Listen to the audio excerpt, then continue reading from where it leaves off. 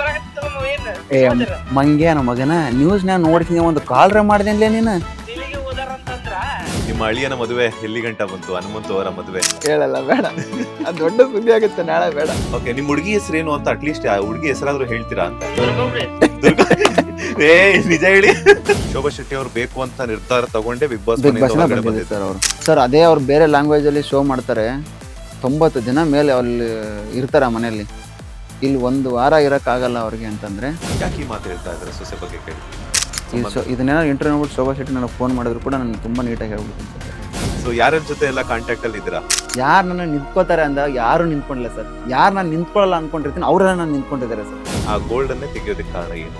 ಅಂದ್ರೆ ಸುದೀಪ್ ಸರ್ ಕಣ್ಣಿಗೆ ಅಷ್ಟೊಂದು ಹಾರ್ಡಾಗಿ ಕಾಣಿಸ್ತೀನಿ ಅಂದ್ರೆ ಹೊರಗಡೆ ಜಗತ್ತಿಗೆ ಇನ್ನು ಹೆಂಗೆ ಎಷ್ಟು ಹಾರ್ಡಾಗಿ ಕಾಣಿಸ್ಬಾರ್ದು ನಾನು ಅಂತ. ಏನೂ ಇಲ್ಲದೆ ಇದ್ದಾಗ ಗೋಲ್ಡ್ ಸುರೇಶ್ ಅವರ ಲೈಫಲ್ಲಿ ಹೆಂಗಿತ್ತು ಅಂತ. ನಾನು ಜೀವನ ಸ್ಟಾರ್ಟ್ ಮಾಡಿದ್ರೆ 10/10 ರೂಮಲ್ಲಿ ನಾನು ಜೀವನ ಸ್ಟಾರ್ಟ್ ಮಾಡಿದೆ ಸರ್. ಎಷ್ಟು ಹಣವನ್ನು ಯಾರ ಹತ್ರ ಆದ್ರೂ ಕೈ ಚಾಚಿದ್ರಿ? ಒಬ್ಬರೂ ಮಾಡಿರಲಿಲ್ಲ ಸರ್.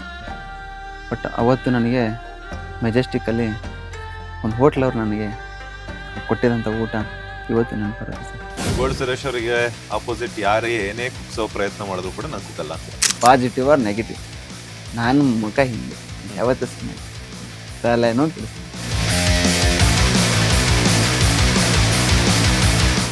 ಹಾಯ್ ಹಲೋ ನಮಸ್ಕಾರ, welcome to boss TV Kannada. ನಾನು ಮಂಜುನಾಥ್ ಶ್ರೀನಿವಾಸ್. ಇವತ್ತಿನ ಬಾಸ್ ಟಿವಿ ಸ್ಪೆಷಲ್ ನಲ್ಲಿ ನಮ್ ಜೊತೆ ಜಾಯ್ನ್ ಆಗ್ತಾ ಇದ್ದಾರೆ ಬಿಗ್ ಬಾಸ್ ಸೀಸನ್ 11ರಲ್ಲಿ ತಮ್ಮ ಅದ್ಭುತ ಒಂದು ಆಟಿಟ್ಯೂಡ್ ಹಾಗೇನೆ ಅದ್ಭುತ ವ್ಯಕ್ತಿತ್ವದ ಮೂಲಕ ಕನ್ನಡ ಕಿರುತೆರೆ ವೀಕ್ಷಕರನ್ನ ಎಂಟರ್ಟೈನ್ ಮಾಡಿದಂತಹ ನಮ್ಮ ನಿಮ್ಮೆಲ್ಲರ ಪ್ರೀತಿಯ ಗೋಲ್ಡ್ ಸುರೇಶ್ ಅವರು. ಸರ್ ನಮಸ್ತೆ, ಕಾರ್ಯಕ್ರಮಕ್ಕೆ ಸ್ವಾಗತ. ನಮಸ್ಕಾರ ಸರ್, ಹೇಗಿದ್ದೀರಿ ಸರ್? ನಾನು ಕೇಳ್ತೀನಿ ನಿಮ್ಮನ್ನ. ನಾನು ಕೇಳೋಣ ಅಂತಿದ್ದೆ ಹೇಗಿದ್ದೀರಾ ಅಂತ ಹೇಳ್ಬಿಟ್ಟು. ನಿಮ್ಮ ಅಳಿಯನ ಮದುವೆ ಎಲ್ಲಿ ಗಂಟ ಬಂತು? ಹನುಮಂತು ಅವರ ಮದುವೆ. ಸರ್ ಇನ್ನ ಏನು ಇಲ್ಲ ಸರ್. ಅವನು ಹೇಳ್ತಾನೆ ಇಲ್ಲ ಮದುವೆ ಬಗ್ಗೆ. ನಾನೇ 2-3 ಸಲ ಕೇಳಿದೀನಿ ಏನಾಯ್ತಾ ಮದುವೆ ಅಂತ. ಮಾವ ಇನ್ನೊಂದ್ ಸ್ವಲ್ಪ ತಡೀರಿ ಮಾವ, ಇನ್ನೊಂದ್ ಸ್ವಲ್ಪ ತಡೀರಿ ಮಾವ ಅಂತ ಇದ್ದಾನೆ. ನಾನು ಕಾಯ್ತಾ ಇದ್ದೀನಿ ಯಾವಾಗ ಮದುವೆ ಮಾಡೋಣ ಅಂತ. ಇನ್ನ ಇಲ್ಲ ಸರ್. ಎಲ್ರದ್ದು ಮದುವೆ ಮಾಡಿದ್ವಿ. ಚೈತ್ರ ಮಾಡಿದ್ವಿ, ನಮ್ಮ ಸ್ನೇಹಿತನ ಮದುವೆ ಮಾಡಿದ್ವಿ. ಇನ್ನೊಂದು ಮದುವೆ ಮಾಡೋಣ ಅಂದ್ರೆ ಯಾವಾಗ ಸಿಗ್ತಾ ಇಲ್ಲ, ಅದು ಟೈಮೇ ಕೂಡ್ ಬರ್ತಾ ಇಲ್ಲ ಅವನ್ಗೆ. ಹೇಳ್ತಿದ್ರಿ ರಂಜಿತ್ ಅವ್ರ ಮದುವೆಗೆ ಬಂದಾಗ ಹೇಳ್ತಿದ್ರಿ ನೆಕ್ಸ್ಟ್ ಇಯರ್ ಒಳಗಡೆ ಆಗುತ್ತೆ ಅಂತ ಹೇಳ್ಬಿಟ್ಟು.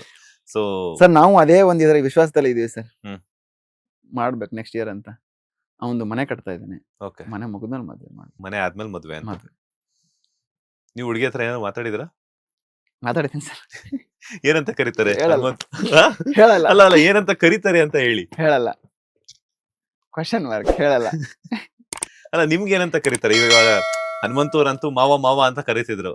ಹನುಮಂತು ಅವರನ್ನ ಮದುವೆ ಆಗುವಂತ ಹುಡುಗಿ ಗೋಲ್ಡ್ ಸುರೇಶ್ ಅವ್ರನ್ನ ಏನಂತ ಕರೀತಾರೆ ಅಂತ ಹೇಳಲ್ಲ, ಬೇಡ. ಅದು ದೊಡ್ಡ ಸುದ್ದಿ ಆಗುತ್ತೆ ನಾಳೆ, ಬೇಡ. ಹೇಳಿ ಸರ್, ಬರುವಾಗ ಮುಂದೆ ಒಂದಿನ ನಿಮ್ ಚಾನಲ್ ಅಲ್ಲೇ ಹೇಳ್ತೀನಿ ಸರ್. ಅಷ್ಟಲ್ಲಿ ಯಾರಾದ್ರೂ ಬೇರೆ ಎಲ್ಲ ಹಾಕೊಂಡು ನಾನು ಇಲ್ಲಿವರೆಗೆ ನಿಮಗ್ ಮಾತು ಕೊಟ್ಟೆ ಸರ್. ನಾನು ಹೆಂಗಂದ್ರೆ ಒಂದ್ಸಲ ಒಬ್ಬರಿಗೆ ಯಾವುದೋ ಒಂದು ವ್ಯಕ್ತಿಗೆ ಮಾತು ಕೊಟ್ರೆ ಅದನ್ನ ನಡೆಸ್ಕೊಳ್ಳುವಂತ ವ್ಯಕ್ತಿ ಸರ್ ನಾನು. ನಿಮಗೂ ಕೂಡ ಹೇಳಿದೆ ಸರ್, ನಾನು ಯಾರಿಗೂ ಜಾಸ್ತಿ ಜನಕ್ಕೆ ಹೋಗಿ ಇಂಟರ್ವ್ಯೂ ಕೊಟ್ಟಿಲ್ಲ. ನಿಮಗ್ ಕೊಡ್ತೀನಿ ಸರ್ ಅಂತ ಹೇಳಿ ಅದ್ರ ಪ್ರಕಾರ ನಾನು ನಡ್ಕೊಂತೀನಿ. ಯಾರಿಗೂ ನಾನು ತಲೆ ಕೆಡಿಸ್ಕೊಂಡು ನಿಮ್ಗೆ ಫಸ್ಟ್ ಎಕ್ಸ್ಕ್ಲೂಸಿವ್ ಕೊಡೋದು. ಆಯ್ತು. ಆ ಹುಡುಗಿ ಯಾರು ಅಂತಾನೆ ಹೇಳ್ತೀನಿ, ಏನ್ ಮಾತಾಡೋದು ಅಂತಾನೆ ಹೇಳ್ತೀನಿ. ಓಕೆ, ಭೇಟಿ ಆಗಿದ್ರ ನೀವು ಅಂತ? ಭೇಟಿ ಆಗಿಲ್ಲ ಸರ್. ಭೇಟಿ ಆಗಿಲ್ಲ. ನನ್ನ ಕೆಲಸದಲ್ಲೇ ನಾನು ಬಿಸಿ ಇರೋದ್ರಿಂದ ಭೇಟಿ ಆಗಕ್ಕಾಗಿಲ್ಲ. ಬಟ್ ಫೋನಲ್ಲಿ ಮಾತಾಡಿದ್ದೀನಿ. ಫೋನಲ್ಲಿ ಮಾತಾಡಿದ್ದಾರೆ. ಓಕೆ, ಹನುಮಂತು ಅವ್ರ ಪರಿಚಯ ಮಾಡ್ಕೊಟ್ಟು ಮಾತಾಡಿದ್ರಾ? ಅದು ಕೋಇನ್ಸಿಡೆಂಟ್, ಯಾವ್ದೋ ಒಂದು ಸಿಚುವೇಶನ್ಗೆ ಮಾತಾಡ್ಬೇಕಾಗಿ ಬಂತು, ಮಾತಾಡಿದ್ದೀನಿ. ಓಕೆ, ಈಗ ಹನುಮಂತು ಅವ್ರು ಕಾಲ್ ಮಾಡಿ ಏನಾದ್ರು ಪ್ರಾಂಕ್ ಮಾಡೋದಾದ್ರೆ ಏನ್ ಮಾಡ್ತೀರಾ ಅಂತ? ಅವನು ಉಡಾಳ ಸರ್. ಅವನು ಆಕ್ಚುಲಿ ಅಂತ ದೊಡ್ಡ ಉಡಾಳವ. ನನಗ ಬೆಂಗಳೂರಿಗೆ ಬಂದಾಗ ಸಿಗ್ತೀನಿ ಅಂತ ನನಗೆ ಸಿಗೋದೇ ಇಲ್ಲ ಕೈಗೆ. ಬಂದೇನೋ ಹನುಮಂತ್ ಕೇಳಿದ್ರೆ, ಮಾವ ಬರ್ತೀನಿ ಇರು ಮಾವ, ಎಲ್ಲಿದಿ ಮಾವ ನೀನು ಅಂತ ನನ್ನನ್ನ ಕೇಳ್ತಾನ ಅವನು. ನಾನು ಕೇಳ್ತೀನಿ, ಬಂದ್ರೆ ಫೋನ್ ಮಾಡ್ತೀನಿ ಅಂದೆಲ್ಲೋ ಅಂತ ಹೇಳಿದ್ರೆ, ಲಾಸ್ಟ್ 2 ವೀಕ್ಸ್ ಬ್ಯಾಕ್ ಬರ್ತೀನಿ ಮಾವ ಬೆಂಗಳೂರಿಗೆ, ಬಂದು ಸಿಗ್ತೀನಿ ಅಂದ. ಸಿಗ್ಲೇ ಇಲ್ಲ ಉಡಾಳ. ಮತ್ ಕೇಳಿದ್ರೆ ಬಂದೆಲ್ಲ ಮಾವ ಅಂತ ನನಗ ಅವನು. ಮತ್ತೆ ಅವ ಹಳೆಯ ಬೇರೆ ನನಗೆ. ನಾ ಏನೋ ಹೊಳ್ಳ ಅವ್ ಮಾತಾಡಕ್ ಬೇರೆ ಆಗಲ್ಲ. ಏನ್ ಮಾಡೋದು ಹೇಳ್ರಿ? ಈಗ ಕಾಲ್ ಮಾಡಿ ಒಂದ್ಸಲ ನೋಡೋಣ ಏನ್ ಹೇಳ್ತಾರೆ, ನೋಡೋಣ.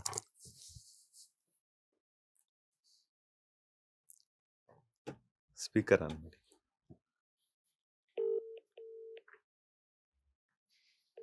ಏನಾದ್ರು ಫ್ರಾಂಕ್ ಮಾಡಿ.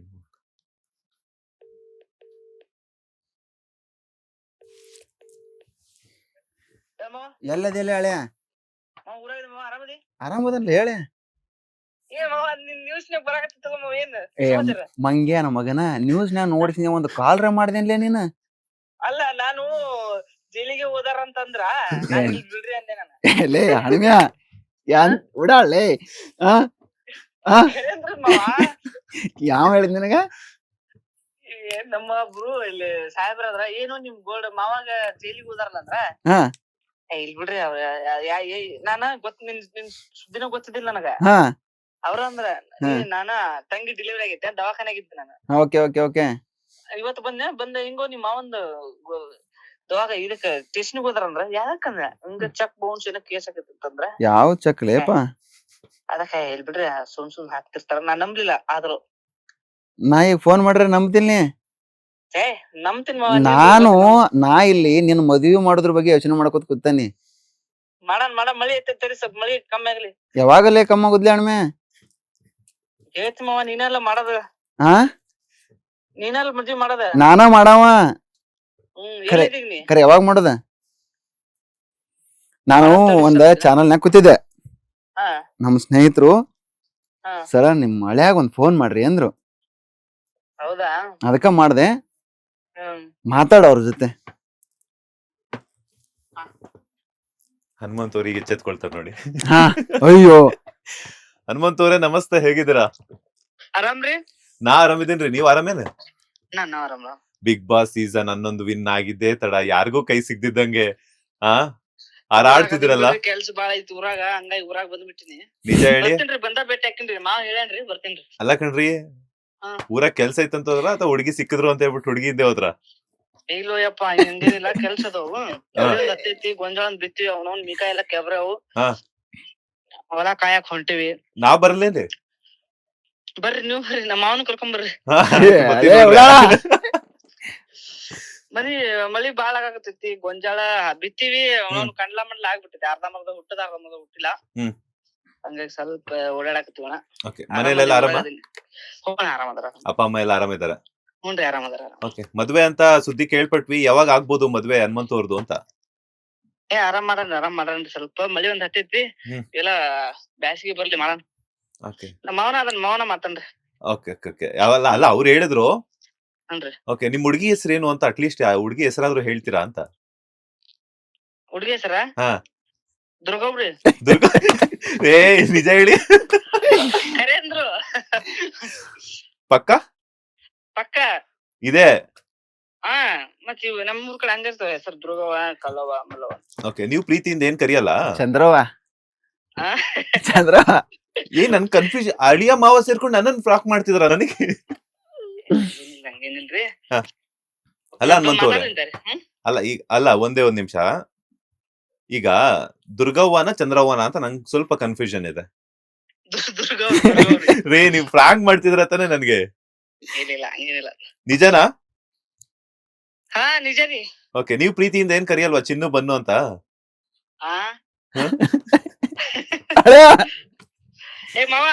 ಏನಲ್ಲೇ ಏನು ಬಿಸಿ ಅದ ಅನಿಸ್ತೈತ್ಲಿ? ಆರಾಮ್ಕೋರ. ಸ್ವಲ್ಪ ನಾ ಇಲ್ಲೇ ರೊಟ್ಟಿ ಕಟ್ಕೊಂಡು ಹೋಗ್ಬೇಕು ದವಾಖಾನಿಗೆ. ಹೌದನಾ? ಮಾಡ್ತೀನಿ ತಮ್ಮ. ಓಕೆ ಓಕೆ ಆಯ್ತು. ಏನ್ ಊಟ ತಂಗಿಗೆ? ಗಂಡು ಹುಡುಗ ಊಟ ಐತಿ. ಮಧ್ಯಾಹ್ನ ಐತಿ ಹೊಡ್ಲ ಲಾಟ್ರಿ? ಲಾಟ್ರಿ. ಪೇಡೆ ಪೇಡೆ ಬರ್ತೀನಿ ಮಾವ, ಬರ್ತೀನಿ. ಎಂದ್ ಬರ್ತಿ? ಎಂದ್ ಬರ್ತಿ? ನಾನು 24-25 ಬರ್ತೀನಿ ಮಾವ. ಬರೀ ಇದ ಅಂತ ಹೇಳುದ್ ನೀವ್ ಅದಲ್ಲ. ನಾನ್ ಬರ್ತೀನಿ ಮಾವ, ಪಕ್ಕ ಬರ್ತೀನಿ. ಓಕೆ ಬಾ ಬಾ. ಒಂದ್ ನಿಮಿಷ ಅಣ್ಣ. ಹನುಮಂತ್ ಅವ್ರೆ, ಕಂಗ್ರಾಚುಲೇಷನ್ಸ್, ಅಳಿಯ ಬಂದಿದ್ದಾರೆ. ನೆಕ್ಸ್ಟ್ ಇಯರ್ ನಿಮ್ ಮನೆಗೆ ಮಹಾಲಕ್ಷ್ಮಿ ಬರ್ತಿದ್ದಾರೆ. ಆದಷ್ಟು ಬೇಗ ಮದ್ವೆ ಆಗ್ಬಿಟ್ಟು ನಿಮ್ ಅಳಿಯನ್ಗೆ ಸೊಸೆ ಕೊಡುವಂತ ಸೌಭಾಗ್ಯ ಆದಷ್ಟು ಬೇಗ ಒದಗ್ ಬರ್ಲಿ. ನಮ್ ಬಾಸ್ ಟಿವಿ ಕಡೆಯಿಂದ ನಿಮಗೆ ಹಾಗೆ ನಿಮ್ಮ ಫ್ಯಾಮಿಲಿ ಮೆಂಬರ್ಸ್ ಎಲ್ರಿಗೂ ಕೂಡ ಅಭಿನಂದನೆಗಳು ಅಳಿಯ ಬಂದಿರೋದಕ್ಕೆ. ಧನ್ಯವಾದಗಳು. ನಿಮ್ಮ ಈ ಪ್ರೀತಿ ಆಶೀರ್ವಾದ ಹಂಗಿರ್ಲಿ. ಧನ್ಯವಾದಗಳು. ನಮಸ್ಕಾರ. ಖಂಡಿತವಾಗ್ಲೂ ಇರುತ್ತೆ. ಅಂಡ್ ಕ್ಷೇಮವಾಗಿದಾರ ತಾಯಿ ಮಗು ಇಬ್ರು? ಆರಾಮದಾರ. ಓಕೆ, ಒಳ್ಳೇದಾಗ್ಲಿ ಕಣ್ರಿ. ನಮಸ್ಕಾರ. ನಮಸ್ತೆ. ಆಯ್ತಳೆ ಇನ್ನೇನ್ ಸರ ಅವ್ ಅದಾನಲ್ರಿ, ನಮ್ಮ ಮಳೆ ಅದಾನಲ್ರಿ, ಬಾಳ ಅದಾನ್ರಿ ಅವ. ಆಕ್ಚುಲಿ ನಾವೇನ್ ಅವ್ನ ಮುಂದೆ ಏನೂ ಇಲ್ರಿ. ಆಕ್ಚುಲಿ ಹೆಂಗ್ ಬೇಕಂಗ ಮಾತಾಡ್ತಾನ್ರಿ, ನಮ್ಗೇನ್ ಕಿಮ್ಮತ್ತ ಕೊಡಲ್ರಿ. ನಿಜ ಅವ್ರು ಹೇಳಿದ್ದು ದುರ್ಗವ್ವ ಅಂತ ನಿಜನಾ? ಇಲ್ಲ ಸರ್, ಕಾಮಿಡಿ ಮಾಡ್ತಾನೆ ಸರ್. Comedy sir. ನೋಡ್ರಿ, ನಮ್ಗೆ ಯಾಮರಿಸ್ಬಿಟ್ರು. ನಾವು ಫ್ರಾಂಕ್ ಮಾಡೋಣ ಅಂತಂದ್ರೆ ನಮ್ಮಿಬ್ಬರಿಗೆ ಯಾಮರಿಸ್ಬಿಟ್ರು ಅವರು. ಸರ್ ಹಂಗೆ ಸರ್ ಅವನು. ಬಟ್ ಅವ್ನ ಮನ್ಸಲ್ಲಿ ನಾನು ಹೇಳ್ತೇನೆ ಸರ್, ಯಾವ್ದೇ ತರದ ಗಲೀಜಿಲ್ಲ ಸರ್. ಬಹಳ ನೀಟಾಗಿ ದಿನ ಇದ್ದಂಗೆ ಹೇಳ್ತಾನೆ ಸರ್. ಅದಕ್ಕೆ ನಾನು ಆ ವ್ಯಕ್ತಿ ಇಷ್ಟ ಸರ್. ನನಗೆ ಆ ವ್ಯಕ್ತಿ ಏನೇ ನನ್ಗೆ ಮಾತಾಡಿದ್ರು, ಏನೇ ಅಂದ್ರು ಕೂಡ, ನನ್ಗೆ ಎಷ್ಟೇ ಕಾಲ ಹೇಳಿದ್ರು ಕೂಡ ನಾನು ಯಾವತ್ತೂ ಕೂಡ ನನಗೆ ಅವನ ಬಗ್ಗೆ ಒಂದು ದಿವಸ ಕೂಡ ಕೆಟ್ಟದಾಗ ಯೋಚನೆ ಮಾಡಿಲ್ಲ ಸರ್. ಮತ್ತೆ ಅದೇ ಬೇರೆ ಯಾರೇ ಆಗಿದ್ರು ಕೂಡ ನಾನು ಅಷ್ಟು ಈಜಿಯಾಗಿ ತಗೊಳಲ್ಲ ಸರ್. ಅಷ್ಟು ನೀಟಾಗಿ ವಾಪಸ್ ಕೊಡ್ತೀನಿ ಸರ್. ಬಟ್ ಆ ವ್ಯಕ್ತಿಯಲ್ಲಿ ಏನೋ ಗೊತ್ತಿಲ್ಲ ನನಗೆ. ಅದು ಒಂದು ಬಹಳ ಇಷ್ಟ ಆಗ್ಬಿಟ್ಟಿರೋಂಥ ಗುಣ ಸರ್. ನನಗೆ ಏನೇ ಮಾಡಿದ್ರು ಕೂಡ ನನಗೆ ಅಷ್ಟು ನಾಮಿನೇಟ್ ಮಾಡಲಿ, ಇನ್ನೊಂದು ಮಾಡಲಿ, ಏನೇ ಅಂದ್ರೂ ಕೂಡ ಮಾವ ಅಂತಾನೆ ಬೆಟ್ ಮಾಡಿ ತೋರಿಸಿದ್ರು ಕೂಡ ನನಗೆ ಯಾವತ್ತೂ ಒಂದು ದಿನ ಕೂಡ ನನಗೆ ಅವನ ಬಗ್ಗೆ ಬೇರೆ ಥರ ಥಾಟ್ಸೇ ಬಂದಿಲ್ಲ ಸರ್. ಅಷ್ಟು ನಿಷ್ಕಲ್ಮಶವಾದಂತ ಪ್ರೀತಿ ಇದೆ. ಪ್ರೀತಿ ಸರ್ ಅದು. ನೀವು ಅವ್ರ ಮನೆಗೆಲ್ಲ ಭೇಟಿ ಹೋಗಿದ್ದೆ ಸರ್ ಮನೆಗೆ ಹೋಗಿದ್ದೆ. ಅವ್ರ ಅಮ್ಮ ತಾಯಿಯನ್ನ ಭೇಟಿ ಮಾಡಿದೆ, ತಂದೆಯವ್ರನ್ನ ಭೇಟಿ ಮಾಡಿದೆ, ಅವ್ರ ಅಣ್ಣನ ಭೇಟಿ ಮಾಡಿದೆ. ಅವ್ರ ಅಣ್ಣ ಬಹಳ ಪ್ರೀತಿ ನನ್ನ ಮೇಲೆ. ಅವ್ರನ್ನ ಭೇಟಿ ಮಾಡಿದೆ, ಎಲ್ಲರೂ ಭೇಟಿ ಮಾಡಿದೆ. ಊರಲ್ಲಿ ಹೋಗಿ ಅವ್ರ ಮನೆಗೆ ಹೋಗಿ ಊಟ ಎಲ್ಲ ಮಾಡಿ ಒಂದಿನ ಟೈಮ್ ಸ್ಪೆಂಡ್ ಮಾಡಿ ಬಂದಿದ್ದೀನಿ. ಏನ್ ಕ್ವಾಲಿಟಿ ಇಷ್ಟ ಆಯ್ತು ನಿಮ್ಗೆ ಹನುಮಂತು ಅವರಲ್ಲಿ ಅಂತ ಅಷ್ಟೊಂದು ಹಚ್ಕೊಳ್ಳೋದಕ್ಕೆ? ಯಾಕಂದ್ರೆ ಬಿಗ್ ಬಾಸ್ ಮನೆಯಲ್ಲಿ 17 ಜನ ಏನೋ ಇದ್ರು ಅಂತ ಕೇಳ್ತಾರೆ. ಸೊ ಅವ್ರನ್ನೆಲ್ಲಾ ಬಿಟ್ಟು ಗೋಲ್ಡ್ ಸುರೇಶ್ ಅವರು ಹನುಮಂತು ಅವರನ್ನ ಅಷ್ಟರದಿಂದ ನೋಡೋದಕ್ಕೆ ಏನ್ ಕಾರಣ ಅಂತ? ಸರ್, ಮನುಷ್ಯ ತಪ್ಪು ಮಾಡಿದಾಗ ಅದನ್ನ ತಿದ್ದಿ ಹೇಳೋಂತವ್ರು ಬೇಕು ಸರ್. ಅದು ಬೇರೆ ಬೇರೆ ಬೇರೆ ಬೇರೆ ರೂಟಲ್ಲಿ ಹೇಳೋದು ಬೇರೆ ಸರ್.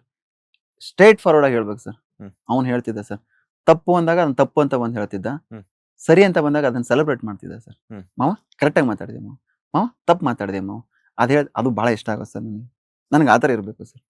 ಅಳಿಯನಂತೂ ಮಾತಾಡಿಸಿದ್ರಿ. ಸೊಸೆ ಕಾಂಟ್ಯಾಕ್ಟ್ ಅಲ್ಲಿ ಇದಾರಾ ಶೋಭಾ ಶೆಟ್ಟಿ ಅವರು? ಸರ್ ಇಲ್ಲ ಸರ್, ಕಾಂಟ್ಯಾಕ್ಟ್ ಅಲ್ಲಿ ಇಲ್ಲ ಸರ್. ಅವರು ಬಿಸಿ ಸರ್. ನಾನು ಸಂಬಂಧಕ್ಕೆ ವ್ಯಾಲ್ಯೂ ಕೊಡ್ತೀನಿ ಸರ್. ನಾನು ಎಷ್ಟು ಚೆನ್ನಾಗಿ ಅವ್ರ ಸಂಬಂಧಕ್ಕೆ ಬೆಲೆ ಕೊಡ್ತೀನಿ, ಅವ್ರು ಅಷ್ಟೇ ಕೊಟ್ಟರೆ ನನಗೂ ತುಂಬಾ ಖುಷಿ ಆಗುತ್ತೆ ಸರ್. ಒಬ್ಬ ವ್ಯಕ್ತಿ ನಮಗೆ ಬೆಲೆ ಕೊಟ್ಟಿಲ್ಲ ಅಂದಮೇಲೆ ಆ ವ್ಯಕ್ತಿಗಳ ಬಗ್ಗೆ ನಾನು ಜಾಸ್ತಿ ತಲೆ ಕೆಡಿಸ್ಕೊಳಕ್ ಹೋಗಲ್ಲ ಸರ್. ಹೇಳಿದ್ನಲ್ಲ ಸರ್, ವ್ಯಕ್ತಿತ್ವ ಉಳಿಸ್ಕೊಂಡು ಹೋಗ್ಬೇಕು ಸರ್ ಮನುಷ್ಯ ಯಾವತ್ತೂ ಕೂಡ ಜೀವನದಲ್ಲಿ. ಯಾಕೆ ಈ ಮಾತು ಹೇಳ್ತಾ ಇದ್ದಾರೆ ಸೊಸೆ ಬಗ್ಗೆ ಕೇಳಿದ್ದಕ್ಕೆ ಅಂತ? ಸರ್ ಏನೋ ಗೊತ್ತಿಲ್ಲ ಸರ್, ನನಗೆ ಮನಸ್ತಾಪ ಯಾವುದು ಕೂಡ ಇಲ್ಲಿವರೆಗೂ ಆಗಿಲ್ಲ. ಬಟ್ ಏನೋ ಗೊತ್ತಿಲ್ಲ, ಒಬ್ಬ ವ್ಯಕ್ತಿ ಯಾವ್ದೋ ಒಂದು ವಿಷಯಕ್ಕೆ ನಾವು ಫೋನ್ ಮಾಡಿದಾಗಲಿ, ಯಾವ್ದೋ ಒಂದು ವಿಷಯಕ್ಕೆ ಸರ್ ನಾವು ಯಾವುದೋ ಅವರಿಂದ ಅಪೇಕ್ಷೆ ಪಡಲ್ಲ ಸರ್. ನನಗೆ ಯಾವುದೋ ಯಾರಿಂದನೂ ಕೂಡ ಅಪೇಕ್ಷೆ ಏನೂ ಇಲ್ಲ ಸರ್. ನನಗೆ ಯಾವುದೇ ಒಬ್ಬ ವ್ಯಕ್ತಿಯಿಂದ ಯಾವುದೇ ಥರದ ಅಪೇಕ್ಷೆ ನನಗೇನು ಇಲ್ಲ ಸರ್. ನಾನು ನನ್ನ ಸ್ನೇಹಿತರುಗಳಾಗಲಿ, ನನ್ನ ಬಿಗ್ ಬಾಸ್ ಬಂದಿನ ಸ್ನೇಹಿತರುಗಳಾಗಲಿ, ಅವರು ನನಗೇನಾದ್ರು ಅವ್ರ ಬಗ್ಗೆ ಮಾತಾಡ್ಬೇಕಿತ್ತು, ಅವ್ರ ಹತ್ರ ಕೇಳಬೇಕಿತ್ತು, ಅವ್ರ ಹತ್ರ ಏನಾದರೂ ಅವ್ರ ಆರೋಗ್ಯ ವಿಚಾರಿಸ್ಬೇಕಿತ್ತು, ನಾನು ಫೋನ್ ಮಾಡಿ ನಾನು ವಿಚಾರಿಸ್ತೀನಿ ಸರ್. ಸುಮ್ಮನೆ ಇದ್ದಾಗಲೂ ಕೂಡ ಅವ್ರವ್ರಿಗೆ ಹೇಗಿದ್ದಾರೆ, ಹೇಗೆ ಕೆಲಸ ನಡೀತಾ ಇದೆ ಅನ್ನೋದು ಒಂದು ಅವರು ಅವರು ಅವರು ಅವರು ಆರಾಮಾಗಿದ್ದಾರ, ಎಲ್ಲ ಕ್ಷೇಮನ ಅನ್ನೋದನ್ನ ವಿಚಾರಿಸೋದು ನನ್ನ ಕ್ಯಾರೆಕ್ಟರ್ ಸರ್. ಆ ಥರ ಮಾಡೋ ಟೈಮಲ್ಲಿ ನನ್ನ ಸೊಸೆಗೂ ಅದೇ ಥರ ಫೋನ್ ಮಾಡಿದ್ದೆ. ಸುಮಾರು ಒಂದಲ್ಲ ಎರಡಲ್ಲ ಸುಮಾರು ಸಲ ಫೋನ್ ಮಾಡಿದಾಗಲೂ ಆ ಫೋನಿಗೆ ರೆಸ್ಪಾನ್ಸ್ ಬಂದಿಲ್ಲ ಅಂದಮೇಲೆ ನನಗೂ ಯಾಕೋ ಮನಸ್ಸಿಗೆ ಬೇಜಾರಾಯ್ತು ಸರ್. ಅದಕ್ಕೆ ನಾನು ಸುಮ್ಮನೆ ಆಗ್ಬಿಟ್ಟೆ ಸರ್. ಯಾಕೆ ಈ ಕ್ವಶನ್ ಕೇಳಿದ್ರೆ ಅಂದ್ರೆ ಇತ್ತೀಚೆಗೆ ಅವರು ಒಂದಷ್ಟು ಡಿಜಿಟಲ್ ಪ್ಲಾಟ್ಫಾರ್ಮ್ ಗಳಲ್ಲಿ ಶೋಭಾ ಶೆಟ್ಟಿ ಅವರು ಸೋಷಿಯಲ್ ಮೀಡಿಯಾ ಇಂದ ದೂರ ಇದ್ದಾರೆ ಅಂತ ಕೇಳ್ಪಟ್ಟೆ. ಸೊ ಅಟ್ಲೀಸ್ಟ್ ನಿಮ್ ಜೊತೆ ಆದ್ರೂ ಕಾಂಟ್ಯಾಕ್ಟ್ ಅಲ್ಲಿ ಇರ್ತಾರೆ ಅಂತ ಹೇಳ್ಬಿಟ್ಟು ಕೇಳಿದೆ ಸರ್. ಅದನ್ನ ನೋಡಿನೇ ನಾನು ಫೋನ್ ಮಾಡಿದೆ ಸರ್ ಸುಮಾರು ಸಲ. ಬಟ್ ಅದು ಅದಕ್ಕೂ ರಿಯಾಕ್ಟ್ ಮಾಡಲಿಲ್ಲ ಅವರು. ಅದೇ ನಾನು ಸುಮ್ಮನೆ ಆಗ್ಬಿಟ್ಟೆ ಸರ್. ಕೊನೆ ಬಾರಿ ಯಾವತ್ತು ಮಾತನಾಡಿದ್ರು ಅವ್ರ ಜೊತೆ ನಿಮ್ ಜೊತೆ? ಸರ್ ನಾನು ಲಾಸ್ಟ್ ಒಂದ್ಸಲ ನಮ್ದು ಗರ್ಲ್ಸ್ ವರ್ಸಸ್ ಬಾಯ್ಸ್ ಶೋ ನಡಿಬೇಕಾದ್ರೆ ಅಲ್ಲಿಗೆ ನಾನು ಒಂದಿನ ಗೆಸ್ಟ್ ಆಗಿ ಹೋಗಿದ್ದೆ.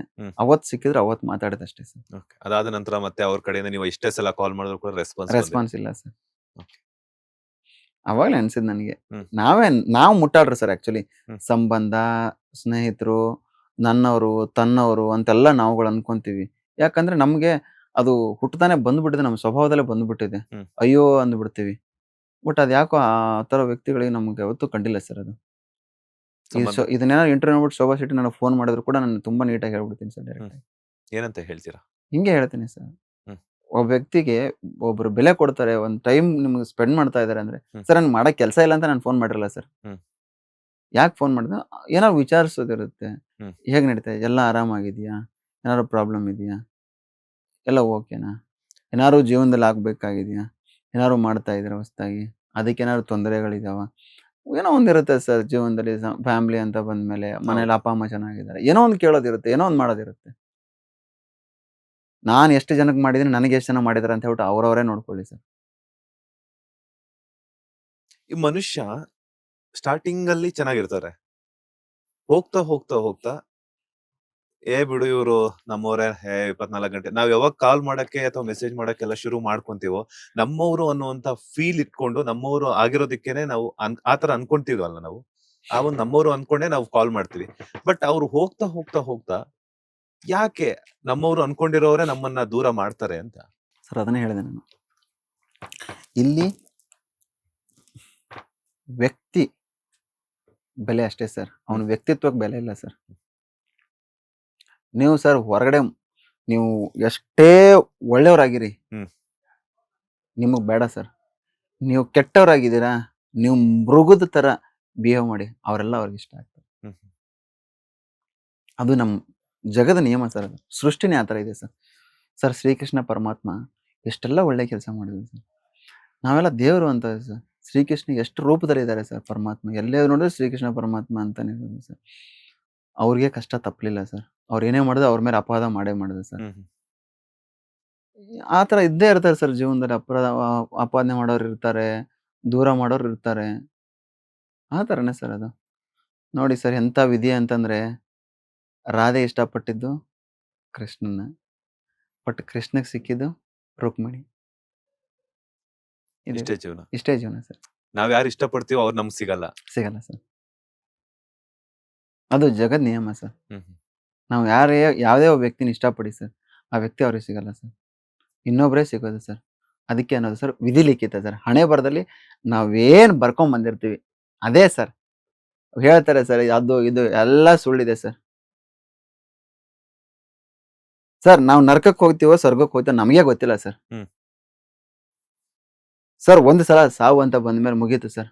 ಇಷ್ಟೇ ಎಂಡ್ ಸರ್ ಅದು. ಎಷ್ಟೊಂದು ಜನ ಹೇಳ್ತಾರೆ ಸ್ವರ್ಗಕ್ಕೆ ಹೋಗ್ತೀವಿ ನಾವು ಒಳ್ಳೆ ಕೆಲಸ ಮಾಡಿದ್ರೆ, ನಾವು ಕೆಟ್ಟ ಕೆಲಸ ಮಾಡಿ ನರಕಕ್ಕೆ ಹೋಗ್ತೀವಿ. ಅದೆಲ್ಲ ಭ್ರಮೆ ಬದುಕ್ತಾ ಇದೀವಿ ಸರ್ ನಾವು. ಹೆಂಗ್ ಭ್ರಮೆ ಅಂತಂದ್ರೆ ಇವ್ರು ನಮ್ಮವರು, ಇವ್ರ ತಮ್ಮವರು, ನಮ್ ಕಷ್ಟಕ್ಕಾಗ್ತಾರೆ, ನಮ್ ದುಃಖನ ಕೇಳ್ತಾರೆ ಅನ್ನೋರು ಬೆರಳೆಣಿಕೆ ಎಷ್ಟು ಜನ ಸರ್. ನಿಮ್ಗೆ 100 ಜನ ಫ್ರೆಂಡ್ಸ್ ಇರ್ಲಿ, ನೀವು ಕಷ್ಟ ಅಂತ ಬಂದ ನಿಮ್ಗೆ 2-3 ಜನ ಫ್ರೆಂಡ್ಸ್ ಅಷ್ಟೇ ಬರ್ತಾರೆ. 100%. ನನಗೂ ಅದು ಅನುಭವ ಆಗಿದೆ ಸರ್. ಯಾರು ನನ್ನ ನಿಂತ್ಕೋತಾರೆ ಅಂದಾಗ ಯಾರು ನಿಂತ್ಕೊಂಡಿಲ್ಲ ಸರ್. ಯಾರು ನಾನು ನಿಂತ್ಕೊಳ್ಳಲ್ಲ ಅನ್ಕೊಂಡಿರ್ತೀನಿ ಅವರೆಲ್ಲ ನಾನು ನಿಂತ್ಕೊಂಡಿದ್ದಾರೆ ಸರ್. ಅದ್ರಲ್ಲಿ ನಮ್ ಗುರುಗಳು ಬಹಳ ಎತ್ತಿದ ಕೈ ಸರ್. ಆ ಗುರುಗಳು ಯಾರು ಅಂತ ನನ್ಗೆ ಗೊತ್ತಾಗ್ಬೇಕಲ್ಲ. ಹೇಳ್ತೀನಿ ಸರ್, ಅತಿ ಶೀಘ್ರದಲ್ಲಿ ಹೇಳಿ ಸರ್. ಅದಕ್ಕೊಂದು ಕಾಲಾವಕಾಶ ಬರುತ್ತೆ ಸರ್. ಓಕೆ. ಬಿಗ್ ಬಾಸ್ ಅಲ್ಲಿ ಸೀಸನ್ 11ರಲ್ಲಿ ಸುಮಾರು ಎಲ್ಲರ ಜೊತೆನೂ ಚೆನ್ನಾಗಿದ್ರಿ. ಒಂದಷ್ಟು ಅಲ್ಲಿ ಮನೆ ಅಂತಂದ್ಮೇಲೆ ಮಾತುಕತೆ ಬಂದೇ ಬರುತ್ತೆ. ಟಾಸ್ಕ್ ವಿಚಾರದಲ್ಲಿ ಆಗಿರ್ಬೋದು, ಮತ್ತೊಂದು ವಿಚಾರದಲ್ಲಿ ಆಗಿರ್ಬೋದು. ಆಫ್ಟರ್ ಬಿಗ್ ಬಾಸ್ ಬಂದ್ಮೇಲೆ ಮಗಳ ಬರ್ತ್ಡೇಗೂ ಕೂಡ ಸಾಕಷ್ಟು ಕಂಟೆಸ್ಟೆಂಟ್ಸ್ ಎಲ್ಲಾನು ಬಂದಿದ್ರಿ. ಸೊ ಯಾರ್ಯಾರ ಜೊತೆ ಎಲ್ಲ ಕಾಂಟ್ಯಾಕ್ಟ್ ಅಲ್ಲಿ ಇದ್ದೀರಾ ಸರ್? ನಾನು ಎಲ್ಲರ ಜೊತೆ ಕಾಂಟ್ಯಾಕ್ಟ್ ಅಲ್ಲಿ ಇದೀನಿ ಸರ್. ನಾನು ಯಾರ್ದು ನಾನು ಹೇಳ್ದ ಸರ್, ಆ ಮನೆಗೆ ಆಗಿದ್ದು ಆ ಮನೆಗೆ ಸೀಮಿತ. ಆ ಮನೇಲಿ ಅಷ್ಟೇ ಬಿಟ್ಟು ನಾನು ಹೊರಗಡೆ ಬಂದ್ಬಿಟ್ಟಿದ್ದೇನೆ ಸರ್. ಅವತ್ತು ಹೇಳ್ದಂಗೆ ಆ ಮನೇಲಿ ಆಗಿರೋ ಇನ್ಸಿಡೆಂಟ್ ನ ಯಾವ್ದು ನನ್ನ ಲೈಫಲ್ಲಿ ನಾನು ತೊಗೊಳಕ್ ರೆಡಿ ಇಲ್ಲ ಸರ್. ಸರ್ ಚೈತ್ರಾಗೂ ನನಗೂ ಅಷ್ಟೆಲ್ಲ ಜಗಳ ಆಯ್ತು, ಎಲ್ಲ ಮಾಡುದು, ಎಲ್ಲ ಬಿಗ್ ಬಾಸ್ ಮನೇಲಿ ಆಯ್ತು. ಅವಳು ಮದುವೆಗೆ ಹೋದೆ ಸರ್. ನಾನು ಹಾಸ್ಪಿಟ್ಲ್ ನಾನು ನೋಡಕ್ ಬಂದು ಸರ್. ಸರ್ ಜಗ್ಗಿ ಗೆಳೆಯ ಸರ್, ಲಾಯರ್ ಜಗದೀಶ್ ನನಗೆ ಗೆಳೆಯ. ಇವತ್ತು ಹೇಳ್ತೀನಿ ಸರ್. ಸರ್ ಫಸ್ಟ್ ನನಗೆ ಇನ್ಸಿಡೆಂಟ್ ಆದಾಗ ನನಗೆ ಫೋನ್ ಮಾಡಿದ ಏಕೈಕ ವ್ಯಕ್ತಿ ಸರ್. ಈ ಇನ್ಸಿಡೆಂಟ್ ಆದಾಗ ನೆನ್ನೆ ಫೋನ್ ಮಾಡಿದಾಗ ಫಸ್ಟ್ ಮಾಡಿದ ವ್ಯಕ್ತಿ ಸರ್. ಚಿನ್ನ ಏನಾಯ್ತು, ನಾನ್ ಬರ್ತೀನಿ ಜೊತೆಗೆ. ಯಾರೋ ಅವನ ಮುಟ್ಟಾಳ ಅವನು ಕೇಸ್ ಮಾಡ್ರು. ಅವ್ನು ಕೇಸು ಮಾಡಿಲ್ಲ, ಏನೂ ಮಾಡಿಲ್ಲ. ಯಾವ್ದೋ ಸರ್ ಇನ್ನ ಹೇಳ್ತೀನಿ ಸರ್. ಅದು ಆಮೇಲೆ ಅದ್ರ ಬಗ್ಗೆ ಬರ್ತೀನಿ ನಾನು. ನಾನು ಬಂದು ನಿಂತ್ಕೋತೀನಿ ನಿನ್ ಜೊತೆಗೆ, ಯಾಕೆ ತಲೆ ಕೆಡಿಸ್ಕೊಂಡೆ? ನಾವೆಲ್ಲ ಇದೀವಿ, ಧೈರ್ಯ ಕಳ್ಕೊಬೇಡ ನೀನು. 7 ವರ್ಷದವರೆಗೆ ಏನ್ ಮಲ್ಕೊಂಡಿದ್ದ ನಾನು, 7-8 ವರ್ಷದವರೆಗೆ ಏನ್ ಮಾಡ್ತಿದ್ದ ಅವ್ನು ಅಲ್ಲಿವರೆಗೆ? ಈಗ ಬರುವಂತದ್ದು ಏನು ಅವಶ್ಯಕತೆ ಇತ್ತು ಅವನಿಗೆ? ಈ ತರ ಎಲ್ಲ ಸಪೋರ್ಟ್ ಮಾಡಿದಾನೆ ಸರ್ ಜಗ್ಗಿ. ಬಟ್ ಸರ್ ಆ ವ್ಯಕ್ತಿನ ಸರ್ ತುಂಬಾ ನಾನು ತಪ್ಪಾಗಿ ತಿಳ್ಕೊಂಡ್ಬಿಟ್ಟೆ ಸರ್ ಬಿಗ್ ಬಾಸ್ ಮನೆಯಲ್ಲಿ. ಅಂದ್ರೆ ಮನೆ ಆತರ ಸಿಚುವೇಶನ್ ಆತರ ಮಾಡಿರ್ಬೋದೇನೋ. ಅದೇ ಸರ್ ನಾನು ಹೇಳಿದ ಮನೆ ಸಿಚುವೇಶನ್ ಮಾಡಿತ್ತು ಸರ್ ಆತರ. ಬಟ್ ಆ ವ್ಯಕ್ತಿತ್ವ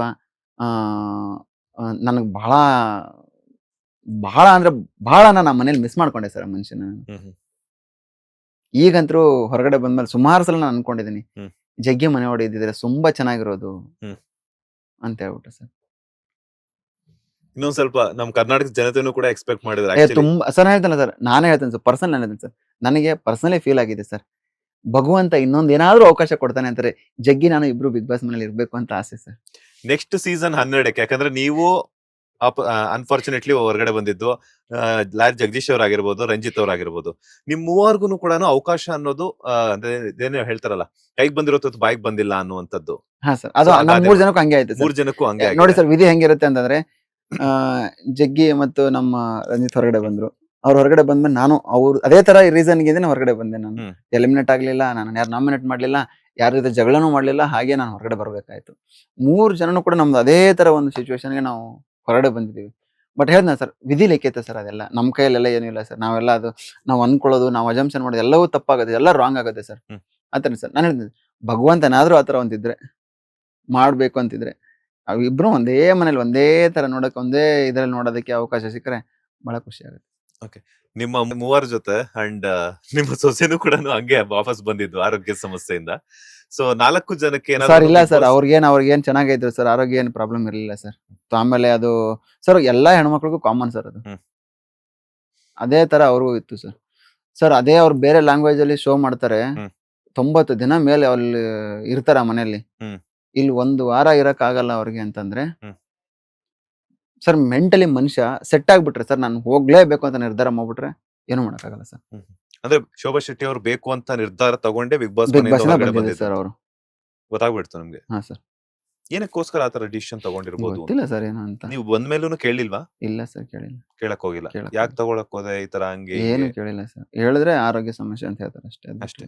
ಯಾಕಂದ್ರೆ ಅದಾದ್ಮೇಲೆ ಬೇರೆ ಇನ್ನೊಂದು ಶೋ ಮಾಡಿದ್ರು. ಬಾಯ್ಸ್ ವರ್ಸಸ್ ಗರ್ಲ್ಗೆಲ್ಲ ಬಂದಿದ್ರು. ಮೇ ಬಿ ಅಲ್ಲಿ ತೆಲುಗು ಅಲ್ಲಿ ಅಡ್ಜಸ್ಟ್ ಆದಷ್ಟು ಕನ್ನಡದಲ್ಲಿ ಅಡ್ಜಸ್ಟ್ ಆಗಿಲ್ಲ ಸರ್. ಅಂಡ್ ಇನ್ನೊಂದ್ ಎಲ್ಲೋ ಒಂದ್ ಕಡೆ ಅವ್ರಿಗೆ ತೆಲುಗು ಅಲ್ಲಿ ಚೆನ್ನಾಗಿ ಮಾಡ್ಬೋದು ಅನ್ನೋಂತ ಕಾನ್ಫಿಡೆಂಟ್ ಇತ್ತೇನೋ, ಬಟ್ ಕನ್ನಡದಲ್ಲಿ ಆ ಕಾನ್ಫಿಡೆಂಟ್ ಬರ್ಲಿಲ್ಲ ಅನ್ಸುತ್ತೆ. ಸರ್ ಯಾವ್ದಕ್ಕೂ ಕಾನ್ಫಿಡೆಂಟ್ ಬರಲ್ಲ ಸರ್. ಸರ್ ಈ ಬಾಟ್ಲಲ್ಲಿ ನೀರ್ ಕೊಟ್ಟಿದ್ದೀರಾ ಸರ್ ನೀವು ಕೊಟ್ಟಿರೋದು ನೀರೇ. ನಾನು ಇದರಲ್ಲಿ ಅನುಮಾನದ ಮೇಲೆ ಇದ್ರಲ್ಲಿ ನೀವ್ ಏನ್ ಕೊಟ್ಟಿದ್ದೀರಾ, ನಾನು ಇದನ್ನ ಕುಡಿದ್ರೆ ಬದುಕ್ತೀನ ಸಾಯ್ತೀನ ಅಂತ ಹೇಳ್ಬಿಟ್ಟು ಅನುಮಾನದ ಮೇಲೆ ಕುಡಿದ್ರೆ ಅನುಮಾನ ಸರ್. ಅದು ಅನುಮಾನ ನನ್ನ ಕೊನೆವರೆಗೂ ಇರುತ್ತೆ ಸರ್. ನೀವು ಇದ್ರಲ್ಲಿ ಅಮೃತನೇ ಕೊಟ್ಟಿರ್ತೀರಾ, ಬಟ್ ನಾನು ಇದ್ರಲ್ಲಿ ವಿಷ ಅನ್ಕೊಂಡು ತಗೊಂಡು ನಾನು ಇದ್ರಲ್ಲಿ ಬೇಡಪ್ಪ ಇದ್ರಲ್ಲಿ ವಿಷ ಕೊಟ್ಟಿದ್ರೆ ಅಂತ ತಗೊಂಡು ಡಸ್ಟ್ಬಿನ್ಗೆ ಹಾಕಿದ್ರೆ ಅಮೃತನು ಹಾಳಾಗೋಗುತ್ತೆ ಸರ್. ನಾನು ಅದನ್ನ ಕುಡಿದ್ರೆ ಮಾತ್ರ ಸರ್ ನನಗೆ ಗೊತ್ತಾಗೋದು ಅದು ಅಮೃತ ಅಂತ ಹೇಳ್ಬಿಟ್ಟು. ನಾನು ನಜಂಶನು ನಾನು ವಿಷ ಅಂತ ಅನ್ಕೊಂಡ್ರೆ ವಿಷನಾಗಿರುತ್ತೆ ಸರ್. ಸರ್ ವ್ಯಕ್ತಿನ ತಿಳ್ಕೊಬೇಕು, ವ್ಯಕ್ತಿತ್ವನ ತಿಳ್ಕೊಬೇಕು ಅಂದ್ರೆ ಬಹಳ ಟೈಮ್ ಬೇಕಾಗಿಲ್ಲ ಸರ್. ತುಂಬಾ ಬೇಗ ಅರ್ಥ ಆಗ್ಬಿಡುತ್ತೆ. ನೀವೇ ಅವ್ರು ಆದಷ್ಟು ಬೇಗ ಅರ್ಥ ಮಾಡ್ಕೊಂಡು ಮತ್ತೆ ನಿಮ್ ಕರೆ ಮಾಡುವಂತಹ ಟೈಮ್ ಬರ್ಲಿ ಅಂತ ಕೇಳ್ಕೊಳ್ತಿದೀನಿ. ಅಂಡ್ ಮತ್ತೆ ಏನಾದ್ರು ನೀವು ರಂಜಿತ್ ಅವರು ಮತ್ತೆ ಲಾಯರ್ ಜಗದೀಶ್ ಅವರು ಒಟ್ಟಿಗೆ ಬಿಗ್ ಬಾಸ್ ಸೀಸನ್ 12ಕ್ಕೆ ಹೋಗುವಂತ ಚಾನ್ಸ್ ಸಿಕ್ಕಿದ್ರೆ ಹೋಗ್ತೀರಾ ಮೂವರುನು ಅಂತ? ಸರ್ ಗೊತ್ತಿಲ್ಲ ಸರ್ ಏನು ಅಂತ.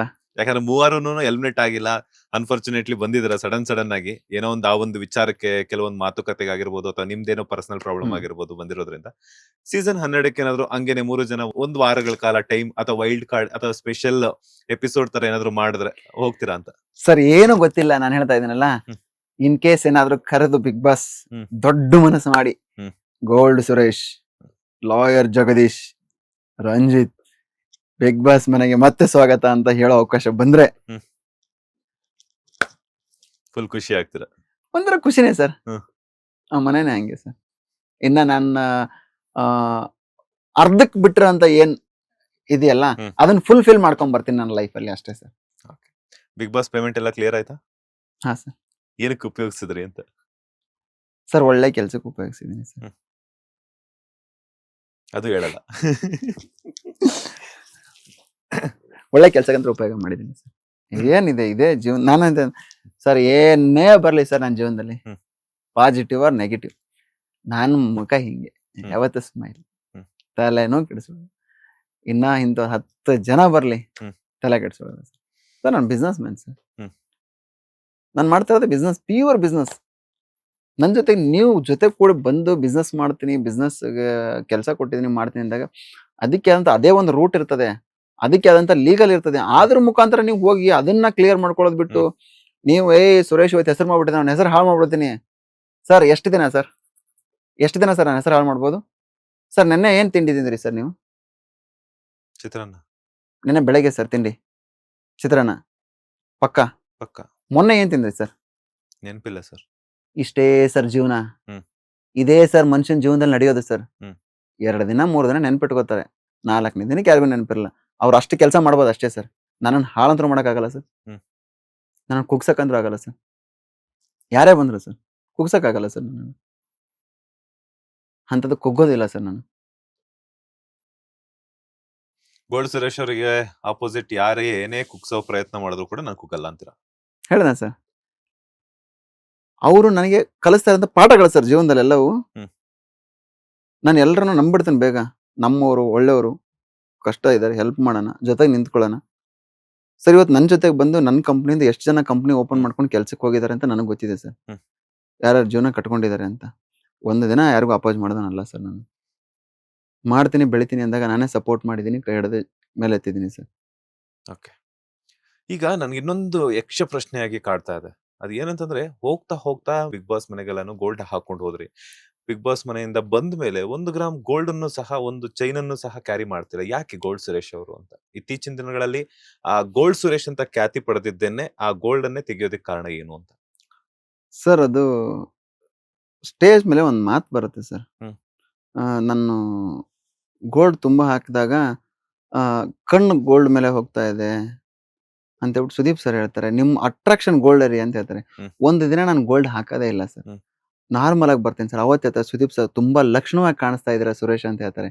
ನನಗೆ ಅವಾಗ ಅನ್ಸುತ್ತೆ ಸರ್ ಗೋಲ್ಡ್ ಹಾಕಿದೀನಿ ಅನ್ನೋದು ಅಷ್ಟೊಂದು ಹಾರ್ಡ್ ಆಗಿ ಕಾಣಿಸ್ತಾ ಇದೆಯಾ? ಅಂದ್ರೆ ಸುದೀಪ್ ಸರ್ ಕಣ್ಣಿಗೆ ಅಷ್ಟೊಂದು ಹಾರ್ಡ್ ಆಗಿ ಕಾಣಿಸ್ತೀನಿ ಅಂದ್ರೆ ಹೊರಗಡೆ ಜಗತ್ತಿಗೆ ಹೆಂಗ್ ಎಷ್ಟು ಹಾರ್ಡ್ ಆಗಿ ಕಾಣಿಸ್ಬಾರ್ದು ನಾನು ಅಂತ ನನಗೆ ಮನ್ಸಿಗೆ ತಗೋತೀನಿ ಸರ್ ಅದನ್ನ. ಹ್ಮ್. ಅದು ನಾನು ಹೊರಗಡೆ ಬಂದಾಗ ಬಿಗ್ ಬಾಸ್ ಮನೆಯಿಂದ ಹೊರಗಡೆ ಬಂದಾಗ ಸ್ಟೇಜ್ ಮೇಲೆ ಅವತ್ತು ನಾನು ಹಾಕಿರುವಂತ ಡ್ರೆಸ್ ಸುದೀಪ್ ಸರ್ ತುಂಬಾ ಇಷ್ಟ ಆಗುತ್ತೆ. ತುಂಬಾ ಲಕ್ಷಣವಾಗಿ ಕಾಣಿಸ್ತಾ ಇದ್ದೀರಾ ಬಿಡಿ ಸುರೇಶ್, ನೀವು ತುಂಬಾ ಚೆನ್ನಾಗಿ ಕಾಣಿಸ್ತಾ ಇದ್ದೀರಾ, ಹ್ಮ್. ಇದೇ ತರ ಇರಿ ಇನ್ಮೇಲೆ ಅಂತ ಅವ್ರೊಂದು ಮಾತು ಹೇಳ್ತಾರೆ ಸರ್. ನಾನು ಅದನ್ನ ಹಂಗೆ ತಗೊಂಡು ನಾನು ಅವತ್ತು ಹೇಳ್ತೀನಿ ಸರ್ ಇನ್ಮೇಲಿಂದ ನಾನು ಗೋಲ್ಡ್ ಹಾಕಲ್ಲ ಸರ್, ನಾನು ಹಿಂಗೆ ಇರ್ತೀನಿ ಸರ್ ಇನ್ಮೇಲಿಂದ ಅಂತ ಹೇಳ್ತೀನಿ ಸರ್. ಓಕೆ. ಅವಾಗ ನನಗೆ ಅನ್ಸಿತ್ತು ಸರ್ ನಾವು ಗೋಲ್ಡು, ದುಡ್ಡು, ಬಾರು, ಕಾರು, ಬಂಗ್ಲೆ ಏನೇನೆಲ್ಲ ಮಾಡ್ಬೋದು ಸರ್, ಕೊನೆ ಯಾವುದು ನಮ್ಮ ಜೊತೆ ಶಾಶ್ವತವಾಗಿ ಬರಲ್ಲ ಸರ್. ಹ್ಮ್ ಹ್ಮ್. ಹಿಂಗೇ ಇರೋಣ ಸರ್ ಜೀವನ ಪೂರ್ತಿ. ಎಲ್ಲಿವರೆಗೆ ಹೋಗುತ್ತೆ ಅಲ್ಲಿವರೆಗೆ ಇರುತ್ತೀನಿ. ನನಗೆ ಹೇಳಿದ್ನಲ್ಲ ಸರ್, ಯಾವ್ದ್ರ ಮೇಲೂ ಆಸೆ ಇಲ್ಲ ಸರ್. ಆಸೆ ಅನ್ನೋದು ಸತ್ತೋಗ್ಬಿಟ್ಟಿದೆ ಸರ್. ಸಂಬಂಧಗಳನ್ನೋದು ಸುಳ್ಳು ಸರ್, ಶುದ್ಧ ಸುಳ್ಳು ಸಂಬಂಧ. ಮತ್ತೆ ಯಾರು ನಮ್ಮ ಸ್ನೇಹಿತರುಗಳಂತ ಅನ್ಕೊಂಡಿರ್ತೀವಲ್ಲ, ಹ್ಮ್. ನಮ್ಗಳಿಗೆ ಇರುವಂತ ಕಷ್ಟ ಟೈಮಲ್ಲಿ ಅವ್ರು ನಿಂತ್ಕೋತೀನಿ ಅಂತ ಹೇಳ್ಬಿಟ್ಟು ಬಂದು ಆಮೇಲೆ ಅವ್ರು ಮಾತಾಡೋಂಥ ಮಾತುಗಳಿದೆಯಲ್ಲ ಸರ್, ಹ್ಮ್. ತುಂಬಾ ಮನ್ಸಿಗೆ ಹರ್ಟ್ ಆಗುತ್ತೆ ಸರ್. ಹ್ಮ್. ಬದುಕಿದ್ದು ಸತ್ತಂಗೆ ಸರ್ ನಾವುಗಳೆಲ್ಲ. ಮತ್ತೆ ಕಷ್ಟ ಅಂತ ಬಂದ್ರೆ ಯಾವ ಸ್ನೇಹಿತರ ಮನೇನೋ ಮೆಟ್ಲು ಹತ್ತಬಾರದು ಸರ್. ಹ್ಮ್. ಉಪವಾಸ ಬೇಕಾದ್ರೆ ಮನೇಲಿ ಇರ್ಬೇಕು, ಯಾರ ಮನೆ ಮೆಟ್ಲು ಹತ್ತಬಾರದು ಸರ್ ಸ್ನೇಹಿತರ ಕೆಳಗೆ. ಓಕೆ. ಅಲ್ಲ, ಇಂದಿನ ದಿನಗಳಲ್ಲಿ ಒಂದ್ ಮಾತು ಹೇಳ್ತಿದ್ರು, ಕಷ್ಟ ಅಂತ ಬಂದ್ರೆ ಸಂಬಂಧಿಕರಾಗಲ್ಲ ಸ್ನೇಹಿತರಾಗ್ತಾರೆ ಅಂತ. ಸೊ ಈಗ ಎಲ್ಲೋ ಒಂದ್ ಕಡೆ ಚೇಂಜ್ ಆಗ್ತಿದೆಯಲ್ಲ, ಕಷ್ಟ ಅಂತ ಬಂದಾಗ ನಿಮ್ ಮಾತುಗಳ ಮೂಲಕ ಆಗಿರ್ಬೋದು, ಕೆಲವೊಂದು ಸಿಚುವೇಶನ್ಸ್ ಅನ್ನ ನಾವು ಹ್ಯಾಂಡಲ್ ಮಾಡ್ತಿರೋದ್ರಿಂದ ಯಾರು ಆಗಲ್ಲ. ಸರ್ ಹೇಳಿದ್ನಲ್ಲ ಸರ್, ಅವ್ರಿಗೆಲ್ಲ ಬೇಕಾಗಿರೋ ದುಡ್ಡು ಸರ್, ಸಂಬಂಧ, ಸ್ನೇಹ ಯಾವ್ದು ಲೆಕ್ಕಕ್ಕಲ್ಲ ಸರ್. ಹ್ಮ್. ಸರ್ ನಾವು ಅವ್ರಿಗೆ ಏನ್ ಮಾಡಿದೀವಿ ಅನ್ನೋದು ಮುಖ್ಯ ಆಗಲ್ಲ ಸರ್, ಅವ್ರು ನಮ್ಗೆ ಏನ್ ಮಾಡಿದಾರೆ ಅನ್ನೋದು ಮಾತ್ರ ಮುಖ್ಯ ಆಗುತ್ತೆ ಸರ್. ನಮ್ಮಲ್ಲಿ ಲಾಭ ಇರೋ ತನಕ, ಅಂದ್ರೆ ಅವ್ರಿಗೆ ನಮ್ಮಲ್ಲಿ ಎಷ್ಟು ಸಿಗುತ್ತೋ ಅಲ್ಲಿ ಲಾಭ ಇರೋ ತನಕ ಮಾತ್ರ ನಾವು ಒಳ್ಳೆಯವರಾಗಿರ್ತೀವಿ. ಸರ್ ಹೇಳಿದ್ನಲ್ಲ ಹ್ಮ್. ಸರ್, ಇವತ್ತು ನಾನು ನಿಮ್ಗೆ ಹೆಲ್ಪ್ ಮಾಡಿದ್ದೀನಿ ಸರ್, ಹ್ಮ್. ನಾನು ಅದ್ರ ಬಗ್ಗೆ ಎಲ್ಲೂ ಮಾತಾಡಿಲ್ಲ. ಹ್ಮ್. ನೀವು ನನಗೆ ₹1 ಹೆಲ್ಪ್ ಮಾಡಿರ್ತೀರಾ, ಅದೇ ನಿಮ್ಗೆ ದೊಡ್ಡದು. ಹ್ಮ್. ನನ್ನ ಕಷ್ಟ ಟೈಮಲ್ಲಿ ನೀವು ಬರ್ತೀರಾ, ಹ್ಮ್. ನಾನು ಕೊಟ್ಟಿರೋ ಅವತ್ತು ₹1 ಕೊಟ್ಟೆ ನಾವು ದುಡ್ಡು ಕೊಡು ಅಂತ ನೀವು ಕೇಳ್ತೀರಾ. ಹ್ಮ್. ಅವತ್ತು ನನಗೆ ಹೆಂಗ್ ಅನ್ಸುತ್ತೆ ಸರ್, ಅವತ್ತು ನಾನು ಅವನಿಗೆ ಮಾಡಿದ್ದು ಲೆಕ್ಕ ಇಲ್ಲ, ಅವ್ನು ಮಾಡಿದ್ ಮಾತ್ರ ನನಗೆ ಲೆಕ್ಕ ಸರ್. ಇದೇ ಸರ್ ಜೀವನ, ಹ್ಮ್. ಇದೇ ತರ ಸರ್ ಜನ ಇರೋದು, ಇಷ್ಟೇ ಸರ್. ಇದನ್ನ ಮಾತ್ರ ಯೋಚನೆ ಮಾಡ್ತಾರೆ ಸರ್. ಇಷ್ಟೇ ಸರ್ ಜೀವನ, ಇಷ್ಟೇ.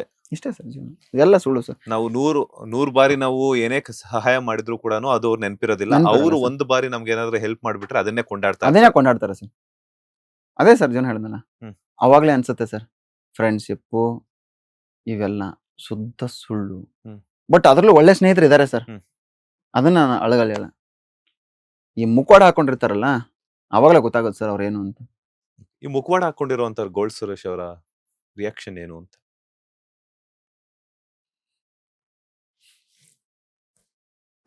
ಕಳ್ಸೋದು ಸರ್. ಬಿಸ್ನೆಸ್ ಅಂತ ಹೇಳಿದ್ರಿ, ಸೊ ಬಿಸ್ನೆಸ್ ನ ನಾವು ಮೈನ್ ರನ್ ಮಾಡ್ಬೇಕು ಅಂತಂದಾಗ ಬೇಕಾಗಿರುವಂತದ್ದೇ ಮನಿ. ಹಾ ಸರ್. ಸೊ ಮನಿ ಅಂತ ತಕ್ಷಣ ನಮ್ಗೆ ಅವಶ್ಯಕತೆಗೂ ಬೇಕು, ಅದಕ್ಕಿಂತ ಕೆಲವೊಂದ್ಸಲ ಅವಶ್ಯಕತೆಗೂ ಮೀರಿ ಮೇರಿಯೋದು ಬೇಕು. ಬೇಕು ಸರ್. ಸೊ ನೀವು ಫೈನಾನ್ಷಿಯಲ್ ಗೋಲ್ ಅನ್ನೋ ಅಂತದ್ದು ಏನಾದ್ರು ಸೆಟ್ ಮಾಡ್ಕೊಂಡಿದ್ದೀರಾ ಅಂತ? ಸರ್ ಮಾಡಿದ್ದೀನಿ ಸರ್, ಇದಾರೆ ಸರ್ ಆಲ್ರೆಡಿ. ನನಗೆ ನಮ್ಮ ಗುರುಗಳು ಅಂತ ಹೇಳಿದಾರ ಆ ವ್ಯಕ್ತಿ, ಅವರು ಬ್ಯಾಕ್ ಬೋನ್ ಸರ್ ನನಗೆ. ಪ್ರತಿಯೊಂದೆಲ್ಲವನ್ನು ಕೂಡ ಅವರೇ ನೋಡ್ಕೊಂತ ಇದ್ದಾರೆ. ಎಲ್ಲವೂ ಅವ್ರು ಪ್ರತಿಯೊಂದು ಅವ್ರೇನು ಅಡ್ವೈಸ್ ಮಾಡಿದ್ರೆ ಅವ್ರ ಅಡ್ವೈಸರ್ ಮುಖಾಂತರನೇ ಅವ್ರು ಹೆಂಗೆ ಇದನ್ನ ಹಿಂಗೆ ಮೂವ್ ಮಾಡಿದ್ರೆ ಹಂಗೆ ಮೂವ್ ಮಾಡ್ತೀನಿ ನಾನು. ಅವ್ರು ಹೇಳ್ದಾಗೆ ನಾನು ಮೂವ್ ಮಾಡೋದು. ಅದ್ರ ಬಗ್ಗೆ ಏನು ನನಗೇನು ಇದಿಲ್ಲ ಸರ್. ಸಪೋರ್ಟ್ ಆಗಿದ್ದಾರೆ ಸರ್, ತುಂಬಾ ಜನ ಸಪೋರ್ಟ್ ಆಗಿದ್ದಾರೆ ಸರ್. ಅಂಥದ್ದು ಯಾವುದೂ ತೊಂದರೆಗಳಿಲ್ಲ ಸರ್. ಅಂದ್ರೆ ನೀವು ಫೈನಾನ್ಷಿಯಲ್ ಆಗಿ ಇಷ್ಟು ಅಂತ ಏನಾದ್ರು ಸರ್ ನಾನು ಟಾರ್ಗೆಟ್ ಇಟ್ಕೊಂಡಿರ್ತೇನೆ ಸರ್ ಬಿಸ್ನೆಸ್ ಮಾಡ್ಬೇಕಾದ್ರೆ. ಈ ವರ್ಷ ಇಷ್ಟು ಮಾಡಿದ್ರೆ ನೆಕ್ಸ್ಟ್ ವರ್ಷ ಇಷ್ಟು ಮಾಡಬೇಕು ಬಿಸ್ನೆಸ್ ಅಂತ ಇಟ್ಕೊಂಡಿರ್ತೀನಿ ಸರ್ ಟಾರ್ಗೆಟ್. ಆ ಥರ ಬಿಸ್ನೆಸ್ ಮಾಡ್ಕೊಂಡು ಹೋಗ್ತೀನಿ ಸರ್. ಓಕೆ. ಈಗ ನಾವು ಲೈಫ್ ಸ್ಟೈಲ್ ಹೆಂಗಾಗ್ತಿದೆ ಅಂದ್ರೆ ಸಖತ್ ಬಿಸಿಯೆಸ್ಟ್ ಶೆಡ್ಯೂಲ್ ಅನ್ನ ನಾವು ಎಲ್ಲಾ ಒತ್ತಡವನ್ನ ಮೈ ಮೇಲೆ ಹೇಳ್ಕೊಂಡು ನಾವು ಮಾಡ್ತಾ ಇರ್ತೀವಿ. ಹೌದು ಸರ್. ಸೊ ಆಗಿರೋದ್ರಿಂದ ಕೆಲವೊಬ್ಬರ ಥಾಟ್ ಪ್ರೋಸೆಸ್ ಹೆಂಗಿರುತ್ತೆ ಅಂತಂದ್ರೆ, ಇಷ್ಟು ವರ್ಷ ಆರಾಮಾಗಿ ದುಡಿಯೋಣ, ಇನ್ನು ಇಷ್ಟು ವರ್ಷ ಆದ್ಮೇಲೆ ಆರಾಮಾಗಿ ಎಲ್ಲೋ ಒಂದ್ ಕಡೆ ಮನೆ ಕಟ್ಕೊಂಡು ಆರಾಮಾಗಿ ಇರೋಣ ಅನ್ನುವಂತಹ ಒಂದು ಥಿಂಕಿಂಗ್ ಬರುತ್ತೆ. ಹಾಂ ಸರ್. ಸೊ ನಿಮ್ದು ಆತರ ಏನಾದ್ರು ಪ್ಲಾನ್ಸ್ ಇದೆಯಾ ಅಂತ? ಸರ್ ನಮ್ದು ಇನ್ನೊಂದು 5 ವರ್ಷ ಸರ್. 5 ವರ್ಷ ಆದ್ಮೇಲೆ ಆರಾಮಾಗಿ ಸೆಟ್ಲ್ ಇದ್ದು ಬಿಡ್ತೀನಿ ಸರ್, ಆರಾಮಾಗಿ ನೆಮ್ಮದಿ, ಯಾವುದು ಚಿಂತೆಗಳಿಲ್ಲ, ಏನಿಲ್ಲ. ಮುಂದೆ ಏನ್ ಮಾಡ್ಬೇಕಂತ ಆಸೆ ಇಲ್ಲ ನನಗೆ. ಜೀವನದಲ್ಲಿ ಎಲ್ಲ ಸಾಧನೆ ಮಾಡ್ಬಿಟ್ಟಿದ್ದೀನಿ ಸರ್, ಸಾಕು ಇನ್ನೇನಿಲ್ಲ. ಅಂದ್ರೆ ಇನ್ನೊಂದು 5 ವರ್ಷ ಕಷ್ಟಪಟ್ಟು ದುಡಿದ್ಬಿಟ್ಟು ಆಮೇಲೆ ಆರಾಮಾಗಿ ಆರಾಮಾಗಿ ಬಿಡೋದು ಸರ್. 5 ವರ್ಷ ನಂತರ ಏನ್ ಮಾಡ್ಬೇಕು ಅಂತಿದೆ ಸರ್? 5 ವರ್ಷ ಆದ್ಮೇಲೆ ದುಡ್ಡು ದುಡಿಬೇಕು ಸರ್. 5 ವರ್ಷ ನಾವು ದುಡಿಬೇಕು. ಹ್ಮ್. 5 ವರ್ಷ ಆದ್ಮೇಲೆ ನಾವು ಸಂಪಾದನೆ ಮಾಡೋ ದುಡ್ಡು ದುಡಿಬೇಕು ಸರ್. Okay okay okay. ಅದನ್ನ ಬೇರೆ ಕಡೆ ಇನ್ವೆಸ್ಟ್ ಮಾಡುವಂತ ಪ್ಲಾನ್ಸ್. ಗೋಲ್ಡ್ ಸುರೇಶ್ ಅವರ ಪ್ರಕಾರ ಹಣ ಅಂದ್ರೆ ಏನು? ಪೇಪರ್ ಸರ್, ಅಷ್ಟೇ, ಖಾಲಿ ಪೇಪರ್. ಖಾಲಿ ಪೇಪರ್ ಸರ್, ಅದ್ರ ಮೇಲೆ ನಾವ್ ಎಷ್ಟಾದ್ರೂ ಬರ್ಕೋಬಹುದು. ಬರ್ಕೋಬಹುದು ಸರ್. ಇಲ್ಲಿ ಇರ್ತದೆ ಸರ್, ಅದು ಹಣೆ ಬರ ಹೆಂಗ್ ಬರ್ಕೋತೀವಿ ಆ ತರ ಸರ್. ಹೇಳ್ತಾ ಇದ್ರಿ ಆಗ್ಲೇನೆ ಮಾತಾಡ್ತಾ ಮಾತಾಡ್ತಾ ಕೆಲವೊಂದ್ಸಲ ಬೆಂಗಳೂರು ಬಂದ್ಮೇಲೆ ತುಂಬಾ ಸ್ಟ್ರಗಲಿಂಗ್ ಅನ್ನ ನೋಡಿದ್ದೀನಿ ಅಂತ ಹಾ. ದುಡ್ಡಿಗೋಸ್ಕರ ಯಾರ ಹತ್ರ ಆದ್ರೂ ಕೈ ಚಾಚಿರುವಂತಹ ಒಂದು ಪರಿಸ್ಥಿತಿ ಆಗಿರ್ಬೋದು, ಅಥವಾ ದುಡ್ಡಿಗೋಸ್ಕರ ಪರದಾಡಿರುವಂತಹ ಸಿಚುವೇಶನ್ ಬಗ್ಗೆ ಹೇಳೋದಾದ್ರೆ? ತುಂಬಾ ಇದೆ ಸರ್. ಹ್ಮ್. ಸರ್ ನಾಳೆ ಬನ್ನಿ ಕೊಡ್ತೀನಿ ಅಂದವ್ರು ಯಾರು ಕೊಟ್ಟಿಲ್ಲ ಸರ್. ಹ್ಮ್. ತುಂಬಾ ಸರ್, 1 ರೂಪಾಯಿ ವ್ಯಾಲ್ಯೂ ಗೊತ್ತಿದೆ ಸರ್. ಹ್ಮ್. ಸರ್ ಬ್ಯಾಂಕಲ್ಲಿ ನಾವು 100 ರೂಪಾಯಿ ಚೆಕ್ ಕೊಟ್ಟಾಗ 99 ರೂಪಾಯಿ ಚೆಕ್ ಪಾಸ್ ಮಾಡಲ್ಲ ಸರ್. 1 ರೂಪಾಯಿಗೆ ಇರೋ ವ್ಯಾಲ್ಯೂ ಹಂಗೆ ಅಷ್ಟೇ. ಅಷ್ಟು ವ್ಯಾಲ್ಯೂ ನೋಡಿದೀನಿ ಸರ್ ದುಡ್ಡು. ಯಾರು ಕೊಟ್ಟಿಲ್ಲ ಸರ್. ಸುಮಾರು ಜನರ ಹತ್ರ ಕೇಳ್ತೀನಿ ಅಂತ ಹೇಳಿದ್ರಿ, ಹಾ ಸರ್. ಯಾರಿಗೂ ನಾಳೆ ಬನ್ನಿ ಕೊಡ್ತೀನಿ ಅಂತ ಹಾ ಹೇಳಿದ್ರಿ. ಸರ್. ಎಷ್ಟು ಹಣವನ್ನ ಯಾರ ಹತ್ರ ಆದ್ರೂ ಕೈ ಚಾಚಿದ್ರಿ ಅಂತ? ಸರ್ ಒಂದ್ಸಲ ನನಗೆ ಸ್ಟಾರ್ಟಿಂಗ್ ಬಂದ ಟೈಮಲ್ಲಿ ಸರ್, ಹ್ಮ್. ಒಳ್ಳೆ ಸ್ನೇಹಿತರುಗಳಿದ್ರು, ಎಲ್ಲ ಗೊತ್ತಿರೋ ಸ್ನೇಹಿತರುಗಳೇ ಹ್ಮ್. ಫೋನ್ ಮಾಡಿ ಈ ತರ ತುಂಬಾ ತೊಂದರೆಯಲ್ಲಿದ್ದೀನಿ, ಒಂದ್ ಸ್ವಲ್ಪ ಏನಾರ ಸಹಾಯ ಮಾಡಿ ಅಂತ ಹೇಳಿದಾಗ ಒಬ್ರು ಮಾಡಿರ್ಲಿಲ್ಲ ಸರ್. ಹ್ಮ್. ಬಟ್ ಅವತ್ತು ನನಗೆ ಮೆಜೆಸ್ಟಿಕ್ ಅಲ್ಲಿ ಒಂದು ಹೋಟ್ಲ್ ಅವ್ರು ನನಗೆ ಕೊಟ್ಟಿದಂತ ಊಟ ಇವತ್ತು ನೆನಪು ಬರುತ್ತೆ ಸರ್. ಅದೇ ಸರ್, ಅವತ್ತೇ ಗೊತ್ತಾಯ್ತು ಸರ್ ನನಗೆ ಹ್ಮ್. ದುಡ್ಡಿಗೆ ವ್ಯಾಲ್ಯೂ ಮನುಷ್ಯನಿಗಿಲ್ಲ ಅಂತ ಸರ್.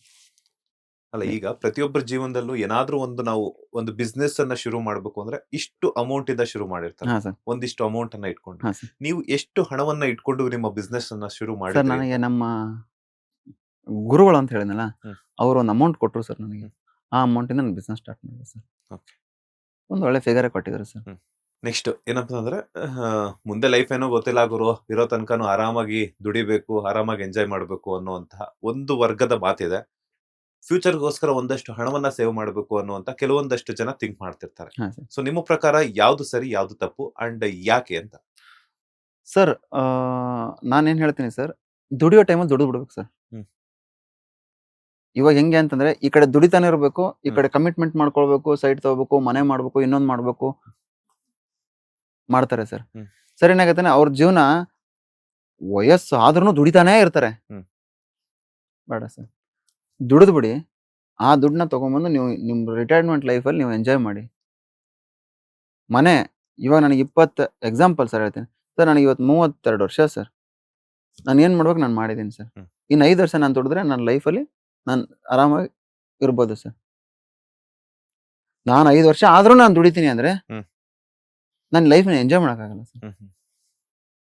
ಲೈಫ್ ಎಂಜಾಯ್ ಮಾಡ್ಬೇಕು ಅಂದ್ರೆ ಸರ್ಟನ್ ಏಜ್ ವರೆಗೆ ದುಡಿಬೇಕು, ಆಮೇಲೆ ರಿಟೈರ್ಮೆಂಟ್ ತಗೊಂಡು ಆರಾಮಾಗಿರ್ಬೇಕು ಸರ್. ದುಡಿಯೋದ್ರ ಜೊತೆಗೆ ಸೇವಿಂಗ್ ಮಾಡೋದು ಕೂಡ ಇಂಪಾರ್ಟೆಂಟ್ ಹಾ ಆಗುತ್ತೆ. ಸರ್. ಖರ್ಚು ಕಡಿಮೆ ಮಾಡುವಂತಹ ವಿಚಾರದಲ್ಲಿ ಗೋಲ್ಡ್ ಸುರೇಶ್ ಅವರ ಸ್ಟ್ರಾಟಜಿ ಏನು ಅಂತ? ಸರ್ ನಂದು ಖರ್ಚು ನನಗಿಂತ ನನ್ನ ಅಕ್ಕಪಕ್ಕದವ್ರಿಗೆ ಜಾಸ್ತಿ ಖರ್ಚು ಮಾಡೋದು ಸರ್. ನಂದು ಖರ್ಚು ಕಮ್ಮಿನೇ ಸರ್. ನಂದೇನು ಬೆರಳೆಣಿಕೆ ಅಷ್ಟು ಖರ್ಚು ಅಷ್ಟೇ. ಅಕ್ಕಪಕ್ಕದಲ್ಲಿ ಜನ ಜಾಸ್ತಿ ಇದ್ದಾಗ ಖರ್ಚು ಜಾಸ್ತಿ ಆಗುತ್ತೆ ಸರ್. ಸಿಚುವೇಶನ್ ನೋಡಿಕೊಂಡು ಯಾವುದಕ್ಕೆ ಖರ್ಚು ಮಾಡಬೇಕು, ಯಾವುದಕ್ಕೆ ಖರ್ಚು ಮಾಡಬಾರ್ದು ಅಂತ ಯೋಚನೆ ಮಾಡಿ ಖರ್ಚು ಮಾಡ್ತೀನಿ ಸರ್. ಇತ್ತೀಚಿನ ದಿನಗಳಲ್ಲಿ ರಿಯಲ್ ಎಸ್ಟೇಟ್ ಆಗಿರ್ಬೋದು, ಸ್ಟಾಕ್ ಮಾರ್ಕೆಟ್ ಆಗಿರ್ಬೋದು, ಬೇರೆ ಬೇರೆ ಕಡೆ ಮ್ಯೂಚುವಲ್ ಫಂಡ್ ಆಗಿರ್ಬೋದು, ಒಂದಷ್ಟು ಹಣವನ್ನ ಸೇವ್ ಮಾಡೋದಕ್ಕೆ ಫಂಡ್ ಅನ್ನ ಮಾಡ್ತಾ ಇರ್ತಾರೆ. ಹಾ ಸರ್. ಸೊ ಇದರಲ್ಲಿ ನಿಮ್ಗೆ ಯಾವ್ದು ಬೆಸ್ಟ್ ಅಂತ ಅನ್ಸುತ್ತೆ? ನೀವೇನಾದ್ರೂ ಇನ್ವೆಸ್ಟ್ ಮಾಡ್ತೀರಾ ಈ ತರದಕ್ಕೆಲ್ಲ? ಸರ್ ನಾನು ಮ್ಯೂಚುವಲ್ ಫಂಡಲ್ಲಿ, ಶೇರ್ ಮಾರ್ಕೆಟಲ್ಲಿ ದೊಡ್ಡ ಹೇಳ್ತೀನಿ ಸರ್. ಶೇರ್ ಮಾರ್ಕೆಟ್ ಎಷ್ಟು ಒಳ್ಳೇದಂದ್ರೆ ಅಷ್ಟೇ ದೊಡ್ಡ ಫ್ರಾಡ್ ಸರ್. ನಾನು ಹಾಕಿ ನಾನು ಕಳ್ಕೊಂಡಿದ್ದೀನಿ ಸರ್ ಶೇರ್ ಮಾರ್ಕೆಟಲ್ಲಿ. ನಾನು ಭಾಳ ನೀಟಾಗಿ ಓಪನ್ ಆಗಿ ಹೇಳ್ಬಿಡ್ತೀನಿ ಸರ್. ನಾನು ಶೇರ್ ಮಾರ್ಕೆಟಲ್ಲಿ ನಾನು ತಗೊಂಡ ಶೇರ್ಸ್ಗಳು ಒಳ್ಳೆ ರೇಟ್ಗೆ ಶೇರ್ಸ್ ತಗೊಂಡಿದೆ. ಇವತ್ತು ನಾನು ತಗೊಂಡ್ರೆ ಎಲ್ಲ ಶೇರ್ಸು ಬಿದ್ದೋಗ್ಬಿಟ್ಟಿದೆ ಕೆಳಗಡೆ. ಯಾರನ್ನ ಕೇಳೋಣ ಸರ್ ಇವಾಗ? ಲಾಸ್ ಸರ್ ಅದು ನಮಗೆ. ಇವಾಗ ನಾನು ತಗೊಂಡ್ರು ಶೇರು ಒಳ್ಳೆ ರೇಟ್ 100 ರೂಪಾಯಿ ಇದ್ದಾಗ ನಾನು ತಗೊಂಡಿದ್ದೆ. ಇವತ್ತು ಆ 100 ರೂಪಾಯಿ ಇರೋ ಶೇರ್ 50 ರೂಪಾಯಿ ಬಂದಿದೆ.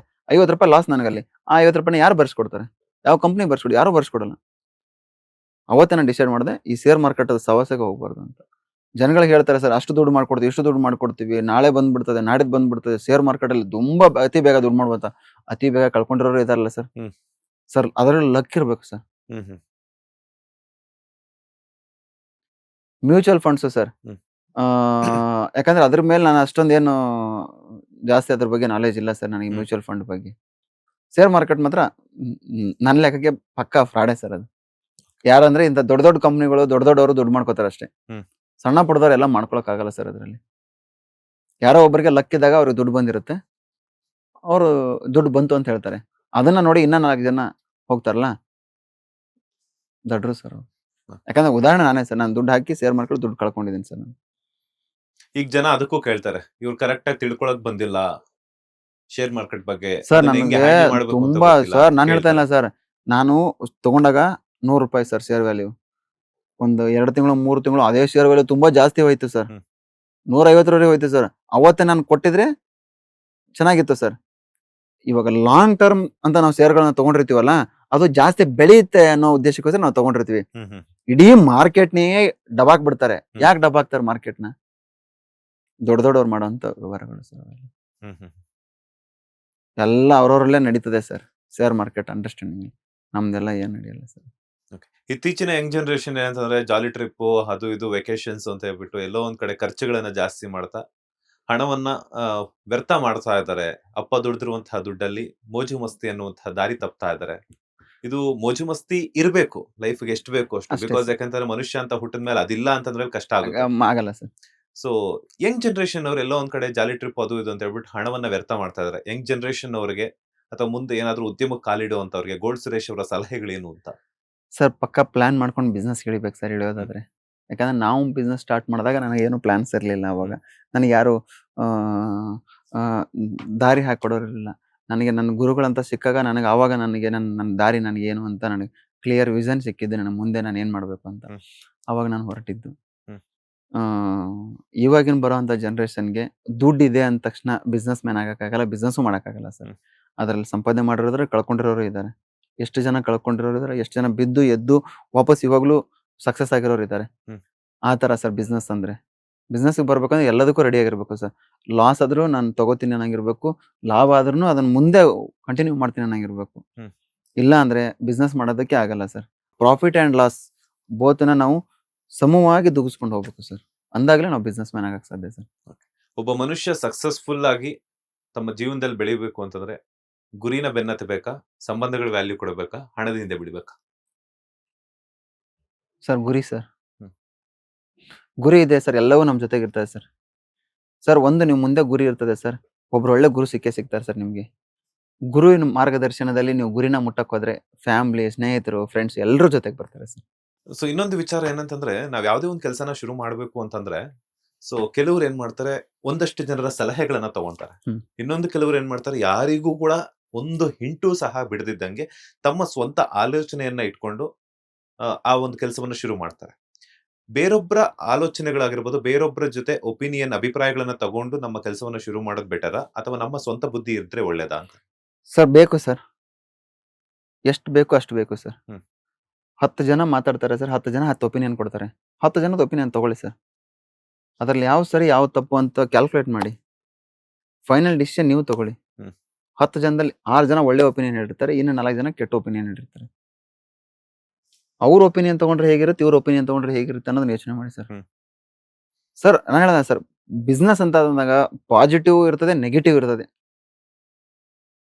ಎಕ್ಸಾಂಪಲ್ ಹೇಳ್ತೀನಲ್ಲ ಸರ್, ಒಂದು ಕೆಲಸ ಮಾಡ್ತೀವಿ, ಹ್ಮ್. ನಮಗೆ ಅವ್ರು ದುಡ್ಡು ಕೊಡ್ತಾರೆ ಅನ್ನೋ ನಂಬಿಕೆ ಮೇಲೆ ನಾವು ಕೆಲಸ ಮಾಡ್ತೀವಿ. ಕೊನೆಗೆ ಅವ್ರು ದುಡ್ಡು ಕೊಡದೆ ಕೈ ಎತ್ತು ಬಿಟ್ರೆ ಅದನ್ನ ಸಹಿಸ್ಕೊಳ್ಳೋ ಶಕ್ತಿ ನಮ್ಗೆ ಇರ್ಬೇಕು ಸರ್. ಇದು ಬಿಸ್ನೆಸ್ ಸರ್. ದುಡ್ಡು ಯಾರನ್ನ ಯಾವಾಗ ಹೆಂಗ್ ಆಡ್ಸುತ್ತೆ ಅಂತ ಗೊತ್ತಿಲ್ಲ ಅಂತ ಹೇಳ್ಬಿಟ್ಟು ಸಂಬಂಧಗಳನ್ನ ಹೊಡೆಯುತ್ತೆ, ಇಬ್ಬರ ರಿಲೇಶನ್ಶಿಪ್ ನ ಹಾಳು ಮಾಡುತ್ತೆ, ಅಂಡ್ ಫ್ಯಾಮಿಲಿಯಲ್ಲಿ ತಂದೆ ಮತ್ತು ಮಗನ ಬಾಂಧವ್ಯಕ್ಕೆ ಕೂತು ತರುತ್ತೆ ಅಂತ ಹೇಳ್ತಿದ್ರಿ. ಹ್ಮ್.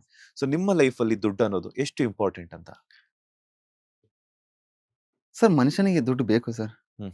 ದುಡಿಮೆಗೆ ಸಾಕು ಸರ್. ನಾವು ಎಲ್ಲ ಎಷ್ಟೇ ಕಷ್ಟಪಟ್ಟು ದುಡಿದ್ರು ಕೂಡ, ಏನೇ ಮಾಡಿದ್ರು ಕೂಡ ಹ್ಮ್. ಊಟ ಮಾಡೋದಷ್ಟೇ ಸರ್. ದುಡ್ಡನ್ನೇ ತಿನ್ನಕ್ಕಾಗಲ್ಲ ಸರ್. ಹ್ಮ್. 3 ಹೊತ್ತು ಊಟ ಸರ್. ಅದಕ್ಕೆ ಏನ್ ಬೇಕು ಅಷ್ಟು ಮಾತ್ರ ನಾನು ಅದ್ರ ಮೇಲೆ ಆಸೆ ಪಡ್ತೀನಿ ಸರ್. ಹ್ಮ್. ಅದು ಬಿಟ್ರೆ ನನ್ನನ್ನು ನಂಬ್ಕೊಳ್ಳೋದು ಒಂದು ಫ್ಯಾಮಿಲಿಗಳಿದೆ ಸರ್. ಹ್ಮ್. ಅವ್ರು ಯಾಕಂದ್ರೆ ನಾನು ಏನು ಕೆಲಸ ಮಾಡ್ತೀನಿ ಅನ್ನೋದ್ರ ಮೇಲೆ ಅವ್ರ ಫ್ಯಾಮಿಲಿಗಳೆಲ್ಲ ಜೀವನ ಮಾಡಬೇಕು ಸರ್. ಹ್ಮ್. ಅದಕ್ಕೆ ಎಷ್ಟು ಬೇಕು ಅಷ್ಟು ದುಡ್ಡನ್ನ ದುಡಿಯಕ್ಕೆ ನಾನು ಶ್ರಮ ಹಾಕ್ತೀನಿ. ಬಿಟ್ರೆ ಅತಿ ದುಡ್ಡು ಮಾಡಬೇಕು, ಅತಿಯಾಗಿರ್ಬೇಕು ಅನ್ನೋ ಆಸೆ ನನಗೇನಿಲ್ಲ ಸರ್. ಇವತ್ತು ನಿಮ್ಮ ಹತ್ರ ದುಡ್ಡಿದೆ, ಆಸ್ತಿ ಮಾಡಿದಿರಾ, ನಿಮ್ಮ ಪರಿಶ್ರಮದಿಂದ ಒಂದಷ್ಟು ಸಾಧನೆಗಳನ್ನ ಮಾಡಿದಿರಾ. ಏನೂ ಇಲ್ಲದೆ ಇದ್ದಾಗ ಗೋಲ್ಡ್ ಸುರೇಶ್ ಅವರ ಲೈಫ್ ಅಲ್ಲಿ ಹೆಂಗಿತ್ತು ಅಂತ ಆ ಅನುಭವದ ಕ್ಷಣಗಳನ್ನ ಹಂಚ್ಕೊಳ್ಳೋದಾದ್ರೆ ನಮ್ಮ ಬಾಸ್ ಟಿವಿ ಜೊತೆ. ಸರ್ 0 ಜೀವನ ಸರ್. ನಾನು ಜೀವನ ಸ್ಟಾರ್ಟ್ ಮಾಡಿದ್ರೆ 10/10 ರೂಮಲ್ಲಿ ನಾನು ಜೀವನ ಸ್ಟಾರ್ಟ್ ಮಾಡಿದ್ದೆ ಸರ್. ಎಲ್ಲಿ? ಬೆಂಗಳೂರಲ್ಲೇ ಸರ್. ಆ, ಒಂದು ಹನುಮಂತ ನಗರದಿಂದ ಸ್ಟಾರ್ಟ್ ಮಾಡಿದೆ ಜೀವನ. ಯಾವ ಅಲ್ಲಿ ಇಸ್ವಿಯಲ್ಲಿ ಬೆಂಗಳೂರಿಗೆ ಬಂದಿದ್ದು ಗೋಲ್ಡ್ ಸುರೇಶ್ ಅವರು? Sir 2011 sir. 2011. 11 sir. SLC pass out hmm. After Bengaluru sir. ಹ್ಮ್. ಬೆಂಗಳೂರು ಬಂದೆ. ಬೇರೆ ಬೇರೆ ಸಣ್ಣ ಪುಟ್ಟ ಕಂಪ್ನಿಗಳಲ್ಲಿ ಕೆಲಸ ಮಾಡಿದೆ. ನನ್ನ ಕೆರಿಯರ್ ಸ್ಟಾರ್ಟ್ ಮಾಡಿದ್ದು ಸರ್ 3,000 ರೂಪಾಯಿ ಸ್ಯಾಲರಿಯಿಂದ ಸ್ಟಾರ್ಟ್ ಮಾಡಿ ಸರ್ ನಾನು. ಹ್ಮ್. ಇವತ್ತು ನನ್ನ ಕಂಪ್ನಿಯಲ್ಲಿ 3,000 ರೂಪಾಯಿ ಯಾರು ಸ್ಯಾಲರಿ ತೊಗೊಳಲ್ಲ ಸರ್. ಅವತ್ತು 3,000 ರೂಪಾಯಿಗೆ ಸ್ಯಾಲರಿ ಸ್ಟಾರ್ಟ್ ಮಾಡಿದ್ದು ನಾನು. ಹ್ಮ್. 3,000 ರೂಪಾಯಿದಲ್ಲಿ ನನ್ನ ಊಟ ತಿಂಡಿ ಎಲ್ಲ ರೂಮ್ದು ಬಾಡಿಗೆ ಎಲ್ಲ ಕಳೆದು ನನಗೆ 1,000 1,500 ಉಳಿತಾ ಇತ್ತು ಅಷ್ಟೇ ಸರ್. ಹ್ಮ್. ಅದಾದ್ಮೇಲೆ ನನ್ನ ಕೆಲಸ ನೋಡಿ ಅಲ್ಲಿಂದ ಬೇರೆಯವರು ಚೆನ್ನಾಗಿ ಕೆಲಸ ಮಾಡಿದ್ಯಾ ಇಲ್ಲಿ ಬಾ ನೀನು ಅಂತೇಳಿ ಕರ್ಕೊಂಡು ಅಲ್ಲೊಂದು ಒಳ್ಳೆ ಸ್ಯಾಲರಿ ಕೊಡಕ್ಕೆ ಸ್ಟಾರ್ಟ್ ಮಾಡಿದ್ರು. ಅದೆಲ್ಲ ನೋಡಿ ಅಲ್ಲಿರುವಂಥ ನನ್ನ ಟ್ಯಾಲೆಂಟ್ನ ಗುರುತಿ. ಹ್ಮ್. ಬಟ್ ನೀನು ಇಲ್ಲಿರೋದಲ್ಲ, ನೀನೇನೋ ಬೇರೆ ಏನೋ ಮಾಡ್ಬೇಕು ನೀನು ಅಂತೇಳಿ ಅಲ್ಲಿ ಹೋದಾಗ ಅಲ್ಲೂ ಸ್ವಲ್ಪ ದಿನ ಕೆಲಸ ಮಾಡಿ ನನಗೆ ಇದೆಲ್ಲ ನೋಡಿದಾಗ ಇದೆಲ್ಲದರದ್ದು ಜೀವನ ಸಾಕು ಅಂತ ತಿಳ್ಕೊಂಡಾಗ ಹ್ಮ್. ನಾನು ರಾಷ್ಟ್ರೀಯ ಸ್ವಯಂ ಸೇವಕ ಸಂಘಕ್ಕೆ ಸೇರ್ಕೊಂಡೆ. ನಾನು ಪೂರ್ಣಾವಧಿ ಕಾರ್ಯಕರ್ತನಾಗಿ ಒಂದು 4 ವರ್ಷ ಕೆಲಸ ಮಾಡಿದೆ. ಹ್ಮ್. ಅಲ್ಲಿ ನನಗೆ ಜೀವನ ಅಂದ್ರೆ ಏನು, ಸಂಸಾರ ಅಂದ್ರೆ ಏನು, ನನ್ನ ಸಂಬಂಧಿಕರು ಅಂದ್ರೆ ಏನು, ಎಲ್ಲ ಪ್ರತಿಯೊಂದಕ್ಕೂ ಒಂದೊಂದು ವ್ಯಾಲ್ಯೂನ ಕಲಿಸ್ಕೊಟ್ಟದು ನನಗೆ ಸಂಘ. ಹ್ಮ್. ನಾನು ಹೇಗೋ ಇದ್ದಂಥವನ್ನ ನನ್ನ ಪೂರ್ತಿಯಾಗಿ ಒಂದು ಮೂರ್ತಿಯಾಗಿ ನನ್ನನ್ನು ಪರಿವರ್ತನೆ ಮಾಡಿದ ರಾಷ್ಟ್ರೀಯ ಸ್ವಯಂ ಸೇವಕ ಸಂಘ. ಹ್ಮ್. ಅಲ್ಲಿಂದ ನಾನು 4 ವರ್ಷ ಅದಕ್ಕೆ ಟೈಮ್ ಕೊಟ್ಟು ಆಮೇಲೆ ನಾನು ನನ್ನ ಕೆರಿಯರ್ನ ಕಟ್ಕೋಬೇಕು ಅಂತ ಹೇಳ್ಬಿಟ್ಟು ನನ್ನ ಬಿಸ್ನೆಸ್ನ ಸ್ಟಾರ್ಟ್ ಮಾಡಿದ್ದೆ. ಹ್ಮ್. 2015 ಸರ್ ನಾನು ಫುಲ್ ಫ್ಲೆಡ್ಜ್ ಆಗಿ ಬಿಸ್ನೆಸ್ಗಳಿದ್ದಾಗ ಡಿಸೆಂಬರಲ್ಲಿ ನಾನು ಬಿಸ್ನೆಸ್ ಸ್ಟಾರ್ಟ್ ಮಾಡಿದ್ದೆ. ಅದಕ್ಕೂ ನನಗೆ ಒಂದು 4 ಜನ ಸ್ನೇಹಿತರುಗಳಿದ್ರು. ಹ್ಮ್. ಅವ್ರು ತುಂಬ ಸಹಕಾರ ಮಾಡಿದ್ರು. ನನಗೆ ಯಾವ ಥರ ನಾಲೆಜ್ಗಳು ಕೊಡ್ಬೇಕು ಎಲ್ಲವೂ ನಾಲೆಜ್ ಕೊಟ್ಟರು. ಅದೆಲ್ಲವೂ ಆದಮೇಲೆ ಒಬ್ಬ ವ್ಯಕ್ತಿ ಸರ್ ನನ್ನ ಹಿಂದೆ ನಿಂತ್ಕೋತಾರೆ ಸರ್. ಹ್ಮ್. ಇವತ್ತು ಕೂಡ ಆ ವ್ಯಕ್ತಿನ ನಾನು ನನ್ನ ಉಸಿರು ನಿಂತರೂ ಕೂಡ ಆ ವ್ಯಕ್ತಿನ ನಾನು ಮರೆಯಲ್ಲ ಸರ್. ಆ ವ್ಯಕ್ತಿ ನಿಂತ್ಕೊಂತಾರೆ ಸರ್. ಮುಂದೊಂದು ದಿನ ಬಂದಾಗ ಆ ವ್ಯಕ್ತಿ ಯಾರು ಅಂತ ಹೇಳ್ಬಿಟ್ಟು ನಾನು ಹೇಳ್ತೀನಿ ಸರ್. ಇವತ್ತು ಆ ವ್ಯಕ್ತಿ ಇದ್ದಾರೆ ಸರ್. ಹ್ಮ್. ನನ್ನ ಕಷ್ಟ ಕಾಲದಲ್ಲೂ ಇದ್ದಾರೆ. ನಾನು ಬಿಸ್ನೆಸ್ ಸ್ಟಾರ್ಟ್ ಮಾಡ್ಬೇಕಂದ್ರೆ ನಾನು ದುಡ್ಡು ಕೊಟ್ಟು ಬಿಸ್ನೆಸ್ ಪ್ರಾರಂಭ ಮಾಡಿದಂಥ ವ್ಯಕ್ತಿ ಸರ್ ಅವರು. ಅವ್ರನ್ನ ನಾನು ಯಾವತ್ತೂ ಮರೆಯಲ್ಲ ಸರ್. ಒಂದು ಒಂದು ಕಾಲ ಅವಕಾಶಕ್ಕೋಸ್ಕರ ಕಾಯ್ತಾ ಇದ್ದೀನಿ ಸರ್. ಆ ವ್ಯಕ್ತಿನ ಹೊರಗಡೆ ಜಗತ್ತಿಗೆ ನನ್ನನ್ನು ಯಾರು ನನ್ನ ಗುರುಗಳು ಅಂತ ತೋರಿಸೋದಕ್ಕೆ ಅಂತೇಳಿ. ಹ್ಮ್. ಮುಂದೊಂದಿನ ಟೈಮ್ ಬಂದಾಗ ತೋರಿಸ್ತೀನಿ ಸರ್ ಅವ್ರು ಯಾರು ಅಂತ ಹೇಳ್ಬಿಟ್ಟು. ಅನ್ನಕ್ಕೆ ಎಷ್ಟು ವ್ಯಾಲ್ಯೂ ಕೊಡ್ತಾರೆ ಗೋಲ್ಡ್ ಸುರೇಶ್ ಅವರು? ಸರ್ ನಾನು ತಟ್ಟೆಯಲ್ಲಿ ಅನ್ನ ಹಾಕ್ಸ್ಕೊಂಡ್ರೆ ಹೊಟ್ಟೆ ತುಂಬಿದ್ರು ಕೂಡ ಅನ್ನ ವೇಸ್ಟ್ ಮಾಡಲ್ಲ ಸರ್. ಅದನ್ನ ತಿಂದೇ ನಾನು ಎದ್ದೇಳೋದೆ ಸರ್. ಒಂದು ಅನ್ನ ವೇಸ್ಟ್ ಆಗಬಾರ್ದು ಅನ್ನೋ ಉದ್ದೇಶ ನಂದು ಸರ್. ಹ್ಮ್. ಪ್ರತಿ ವರ್ಷ ನಾನು ಅನ್ನಕ್ಕೆ ಅಂತ ಹೇಳಿ ಸರ್. ಪ್ರತಿ ವರ್ಷ ನಾನು ಅನ್ನಕ್ಕೆ ಅಂತ ಹೇಳ್ಬಿಟ್ಟು ಕಮ್ಮಿ ಅಂದ್ರೆ ಒಂದು 15-20 ಲಕ್ಷ ಖರ್ಚು ಮಾಡ್ತೀನಿ ಸರ್ ವರ್ಷಕ್ಕೆ? ವರ್ಷಕ್ಕೆ ಸರ್. ಹ್ಮ್. ಬೇರೆ ಬೇರೆ ಸಮಾಜಯುಕ್ತಿ ಆಕ್ಟಿವಿಟೀಸ್ ಮಾಡ್ತೀನಿ. ಹ್ಮ್. ಒಂದು ಸಲ ನಾನು ಅನ್ನದಾಸೋಹ ಅಂತ ಮಾಡಿದ್ರೆ ಹ್ಮ್. 3 ದಿವಸ 4 ದಿವಸ ಕಂಟಿನ್ಯೂ ಆಗಿ ಅನ್ನದಾಸೋಹ ಮಾಡ್ತೀನಿ. ಒಂದು ಸಲ ಊಟ ಮಾಡಿದ್ರೆ ಜನ 15,000 20,000 ಜನ ಊಟ ಮಾಡಬೇಕು. ಆ ಥರದ ಕಾರ್ಯಕ್ರಮಗಳನ್ನ ಮಾಡ್ತೀನಿ ಸರ್. ಹ್ಮ್. ನನ್ನ ಉದ್ದೇಶ ಅದು ಸರ್. Okay. ಜನ ಯಾವತ್ತೂ ಕೂಡ ಸರ್ ಮನುಷ್ಯನಿಗೆ ಎಷ್ಟೇ ದುಡ್ಡಿದ್ರು ಕೂಡ ತೃಪ್ತಿ ಸಿಗೋದು ಯಾವ್ದ್ರಲ್ಲಿ ಸರ್? ಊಟ ಮಾಡಿದಾಗ ಸರ್.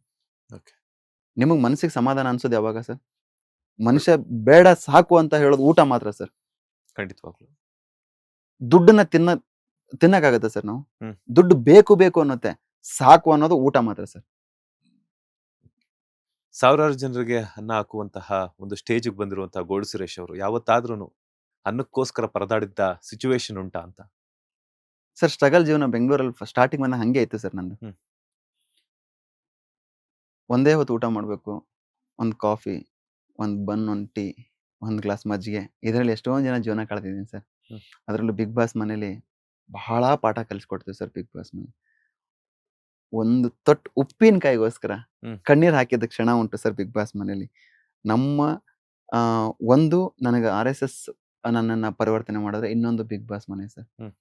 ವ್ಯಕ್ತಿಗಳು ಹೇಗಿರ್ತಾರೆ, ವ್ಯಕ್ತಿತ್ವ ಹೇಗಿರುತ್ತೆ ಅನ್ನೋದನ್ನ ತೋರಿಸ್ಕೊಟ್ಟದ್ದು ಬಿಗ್ ಬಾಸ್ ಮನೆ ಸರ್. ಹ್ಮ್. ಒಂದೊಂದು ಅಗಳ ಅನ್ನಕ್ಕೂ ಕೂಡ ವ್ಯಾಲ್ಯೂ ಕಲಿಸ್ಕೊಟ್ಟಿದೆ ಸರ್ ಬಿಗ್ ಬಾಸ್ ಮನೆ. ಹ್ಮ್. ಹ್ಮ್. ತುಂಬಾ ಕಲಿಯೋದಿದೆ ಸರ್ ಬಿಗ್ ಬಾಸ್ ಮನೆಯಿಂದ. ಕಾರಣಾಂತರಗಳಿಂದ ನಾನು ಅರ್ಧಕ್ಕೆ ಬರೋ ಥರ ಆಯ್ತು. ಹ್ಮ್. ಅವ್ರಿಗೂ ಒಳ್ಳೇದಾಗ್ಲಿ ಎಷ್ಟು ಮಿಸ್ ಮಾಡ್ಕೊಳ್ತಿದಾರೆ ಈಗ ಬಿಗ್ ಬಾಸ್ ಮನೆಯನ್ನ? ಸರ್. ತುಂಬಾ ಮಿಸ್ ಮಾಡ್ಕೊತೀನಿ ಸರ್. ನನ್ನ ಫ್ಯಾಮಿಲಿ, ನನ್ನ ಹೆಂಡತಿ, ನನ್ನ ಮಗಳನ್ನ ಎಷ್ಟು ಮಿಸ್ ಮಾಡ್ಕೊತೀನಿ ಅಷ್ಟೇ ಬಿಗ್ ಬಾಸ್ ಮನೆ ಮಿಸ್ ಮಾಡ್ಕೊತೀನಿ. ಅದ್ರ ಜೊತೆಗೆ ನಮ್ಮ ಬಾಸ್ ಸುದೀಪ್ ಸರ್ನ ಮಿಸ್ ಮಾಡ್ಕೊತೀನಿ. ಈಗ ಸೀಸನ್ 12 ಶುರುವಾಗೋದಕ್ಕೆ ಕೆಲವಷ್ಟೇ ದಿನಗಳು ಬಾಕಿ ಇದೆ. ಸೊ ಸೀಸನ್ 12ಕ್ಕೆ ಅವಕಾಶ ಬಂದ್ರೆ ಗೋಲ್ಡ್ ಸುರೇಶ್ ಅವರು ಮತ್ತೆ ಹೋಗ್ತಾರಾ ಅಂತ? ಸರ್ ಅದು ನನ್ನ ಕೈಲಿ ಇಲ್ಲ ಸರ್. ಹ್ಮ್. ಜನ ನಿರ್ಧಾರ ಮಾಡಬೇಕು ಸರ್. ಹ್ಮ್. ಜನಗಳ ಮೇಲೆ ಬಿಟ್ಟಿರೋದು sir. Big boss team, channel ಅದಕ್ಕೆಲ್ಲರೂ ಇರ್ತಾರೆ. ಅವ್ರದ್ದೇ ಆದಂಥ ಒಂದು ಪ್ರೊಸೀಜರ್ ಇರುತ್ತೆ. ನೋಡೋಣ ಸರ್. ಹ್ಮ್. ಆ ಥರದ್ದು ಇಲ್ಲಿವರೆಗೆ ಯಾವುದೇ ಥರದ್ದು ಮಾತುಕತೆ ಆಗಿಲ್ಲ. ಹ್ಮ್. ಆತರ ಬಂದಾಗ ಜನಾಭಿಪ್ರಾಯ ಹೇಗಿರುತ್ತೆ ನೋಡ್ಕೊಂಡು ಅದ್ರ ಮೇಲೆ ನಿರ್ಧಾರ ತಗೊಳ್ಳೋಣ ಸರ್. ಇನ್ ಕೇಸ್ ಕಾಲ್ ಬಂತು ಅಂತ ಅನ್ಕೊಳ್ಳೋಣ, ಯಾಕಂತಂದ್ರೆ ಬಿಗ್ ಬಾಸ್ ಶುರುವಾಗೋದಕ್ಕಿಂತ ಒಂದ್ 3-4 ತಿಂಗಳು ಮುಂಚೆಯಿಂದಾನೇ ಅವ್ರದ್ದೊಂದಷ್ಟು ಪ್ಲಾನ್ಸ್ ಇರುತ್ತೆ. ಸೊ ಆ ಪ್ಲಾನ್ಸ್ ಎಲ್ಲಾನು ಫುಲ್ಫಿಲ್ ಮಾಡ್ಕೋಬೇಕು ಅಂದ್ರೆ ಕ್ಯಾಂಡಿಡೇಟ್ಸ್ ಯಾರ್ಯಾರು ಬಿಗ್ ಬಾಸ್ ನೆಕ್ಸ್ಟ್ ಸೀಸನ್ 12 ಅಲ್ಲಿ ಪಾರ್ಟಿಸಿಪೇಟ್ ಮಾಡುವಂತಹ ಕ್ಯಾಂಡಿಡೇಟ್ಸ್ ಯಾರ್ಯಾರು ಇರ್ತಾರೆ, ಕಂಟೆಸ್ಟೆಂಟ್ಸ್ ಯಾರ್ಯಾರು ಇರ್ತಾರೆ, ಹಾ ಸರ್. ಅವನ್ನೆಲ್ಲ ಸೆಲೆಕ್ಟ್ ಮಾಡಬೇಕು ಅಂತಂದಾಗ ಅವ್ರದ್ದು ಒಂದಷ್ಟು ಟರ್ಮ್ಸ್ ಅಂಡ್ ಕಂಡೀಷನ್ಸ್ ಇರುತ್ತೆ. ಅದಕ್ಕೆ ತಕ್ಕಂಗೆ ನಿಮ್ಗೆ ಇನ್ ಕೇಸ್ ಏನಾದ್ರು, ಬಿಕಾಸ್ ಯಾಕಂತಂದ್ರೆ 11ರಲ್ಲಿ ನೀವು ಎಲಿಮಿನೇಟ್ ಆಗಿಲ್ಲ, ಹಾ ಸರ್. ಕಾರಣಾಂತರಗಳಿಂದ ವಾಪಸ್ ಬಂದಿರೋದ್ರಿಂದ ಇನ್ ಕೇಸ್ ಈ ಸೀಸನ್ ಅಲ್ಲಿ ನೀವು ಪಾರ್ಟಿಸಿಪೇಟ್ ಮಾಡಿ ಅಂತಂದಾಗ ಮತ್ತೆ ಹೋಗ್ತೀರಾ ಅಂತ. ಗೊತ್ತಿಲ್ಲ ಸರ್ ಅವ್ರು ಯಾವ ತರ ನಿರ್ಧಾರಗಳು ತಗೋತಾರೆ ಅಂತ ಹೇಳ್ಬಿಟ್ಟು. ಹ್ಮ್. ಬಿಗ್ ಬಾಸ್ ಅಂದ್ರೆ ಮ್ಯಾಜಿಕ್ ಇದ್ದಂಗೆ ಸರ್. ಹ್ಮ್. ಯಾವ ಕ್ಷಣದಲ್ಲಿ ಏನ್ ಬೇಕಾದ್ರೂ ಆಗ್ಬೋದು ಸರ್. ಆ ನಾನು ಅದು ಯಾವ್ದ್ರ ಬಗ್ಗೆನೂ ನಾನು ಇನ್ನುವರೆಗೆ ಯೋಚನೆ ಮಾಡಿಲ್ಲ ಸರ್. ಇಲ್ಲಿವರೆಗೆ ಆ ತರ ಥಾಟ್ಸ್ ನನಗೆ ಬಂದಿಲ್ಲ ಸರ್. ಹ್ಮ್. ಅವ್ರು ನನ್ನನ್ನು ಕರೀತಾರೆ ಅಂತಾನು ನನಗೆ ಥಾಟ್ಸ್ ಬಂದಿಲ್ಲ. ನಾನು ಹೋಗ್ತೀನಿ ಅಂತ ನನಗೆ ಥಾಟ್ಸ್ ಬಂದಿಲ್ಲ ಹ್ಮ್. ಸರ್. ಬಂದ್ರೆ ಇನ್ ಕೇಸ್ ನೋಡೋಣ ಸರ್ ಹೇಗಿರುತ್ತೆ ಆಗಿನ ಸಿಚುವೇಶನ್, ಹ್ಮ್. ಕ್ಷಣ ಹೇಗಿರುತ್ತೆ, ಜನಗಳು, ನನ್ನ ಸ್ನೇಹಿತರುಗಳು ಎಲ್ಲರೂ ಏನ್ ನಿರ್ಧಾರ ಕೊಡ್ತಾರೆ, ಅವ್ರ ಒಪಿನಿಯನ್ ಏನ್ ಕೊಡ್ತಾರೆ ಅನ್ನೋದ್ರ ಮೇಲೆ ನಿರ್ಧಾರ ತಗೊಳ್ಳೋಣ ಸರ್. ಸರ್ ನನ್ನ ಪರ್ಸನಲ್ ಆಗಿ ಹೇಳ್ತೀನಿ ಸರ್. ಹ್ಮ್. ಬಿಗ್ ಬಾಸ್ ಶೋಗೆ ಹ್ಮ್. ಸುದೀಪ್ ಸರ್ ಇಲ್ಲ ಅಂದ್ರೆ ಸರ್ ದೇವಸ್ಥಾನದಲ್ಲಿ ಖಾಲಿ ಗರ್ಭಗುಡಿಯಲ್ಲಿ ದೇವ್ರು ಇಲ್ದೇ ಇರೋ ಖಾಲಿ ಗರ್ಭಗುಡಿ ಇದ್ದಂಗೆ ಸರ್. ಹ್ಮ್. ಅವ್ರಿದ್ರೆ ಮಾತ್ರ ಸರ್ ಅದಕ್ಕೊಂದು ವ್ಯಾಲ್ಯೂ ಸರ್. ಹ್ಮ್. ಅವ್ರು ಇಲ್ದೇ ಇದ್ರೆ ಬಿಗ್ ಬಾಸ್ ಏನೂ ಆಗಲ್ಲ ಸರ್. ನನ್ನ ಕಣ್ಣಿಗೆ ಕಾಣಿಸ್ತಾರೆ ಸರ್. ಯಾಕಂದ್ರೆ ಅವರು ಪ್ರತಿ ವಾರ ಬಂದಾಗ ನಮ್ಗಿರುವಂತ ವೈಬ್ ಇರ್ತಿರ್ತದೆ ಸರ್ ಬಿಗ್ ಬಾಸ್ ಮನೇಲಿ. ತುಂಬಾ ಶಕ್ತಿ ಕೊಡೋದು ಸರ್ ಅವರು. ಹ್ಮ್. ಸರ್ ತಪ್ಪು ಮಾಡಿದ್ರೆ ತಪ್ಪು ಅಂತ ಎದ್ದಿ ತೋರ್ಸೋರು. ಚೆನ್ನಾಗಿ ಮಾಡಿದ್ರೆ ಅದನ್ನ ಅಪ್ರಿಶಿಯೇಟ್ ಮಾಡೋಂಥವ್ರು ಏಕೈಕ ವ್ಯಕ್ತಿ ಸರ್ ಸುದೀಪ್ ಸರ್. ನಾನು ಹೇಳ್ತೇನೆ ಸರ್, ಆ ಗರ್ಭಗುಡಿಗೆ ಅವ್ರು ಇರ್ಲೇಬೇಕು ಸರ್. ಅವ್ರು ಇದ್ದಾಗ್ಲೇನೆ ಅದಕ್ಕೊಂದು ಕಳೆ ಸರ್. ಕಿಚ್ಚ ಸುದೀಪ್ ಅವರೊಟ್ಟಿಗೆ ಏನಾದ್ರು ಅವಕಾಶ ಸಿಗ್ತಾ ನಿಮ್ಗೆ ಆಕ್ಟ್ ಮಾಡುವಂತ ಅವಕಾಶ ಇಲ್ಲ ಏನಾದ್ರು ಸರ್, ಸಿಗ್ತಾ? ಆ ತರ ಏನಿಲ್ಲ ಸರ್. ಸರ್ ಅವರು ದೇವ್ರು ಸರ್. ಅವ್ರ ಹತ್ರ ನಾವು ಅವ್ರ ಜೊತೆ ಆಕ್ಟ್ ಮಾಡಕ್ಕೆಲ್ಲ ಆಗಲ್ಲ ಸರ್. ನಾವು ಅಲ್ಲ, ಸಣ್ಣ ಪುಟ್ಟ ಸರ್. ಆಕ್ಟ್ ಮಾಡಕ್ ಆಗಲ್ಲ ಅಂತ ಏನಕ್ಕೆ ಅನ್ಕೊಳ್ತಾರೆ? ಇನ್ ಕೇಸ್ ಅವಕಾಶ ಸರ್ ಇಲ್ಲ, ಸಿಕ್ತು ಆ ಥರ ಅಂತಾನೆ ಅನ್ಕೊಳ್ಳೋಣ. ಅವಕಾಶ ಯಾವ್ದು ಬಂದಿಲ್ಲ ಸರ್ ಇಲ್ಲಿವರೆಗೆ. ಹ್ಮ್.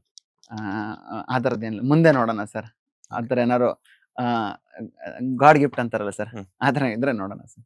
ಓಕೆ, ಅವ್ರ ಜೊತೆ ಅಂತೂ ಅವಕಾಶ ಬಂದಿಲ್ಲ ಆಕ್ಟ್ ಮಾಡೋದಕ್ಕೆ ಅಂತ ಬಟ್ ಹೇಳ್ತಾ ಅವ್ರ ಜೊತೆ ಸ್ಟೇಜ್ ಅಲ್ಲಿ ನಿಂತಿದ್ದೀನಲ್ಲ ಸರ್, ಹ್ಮ್.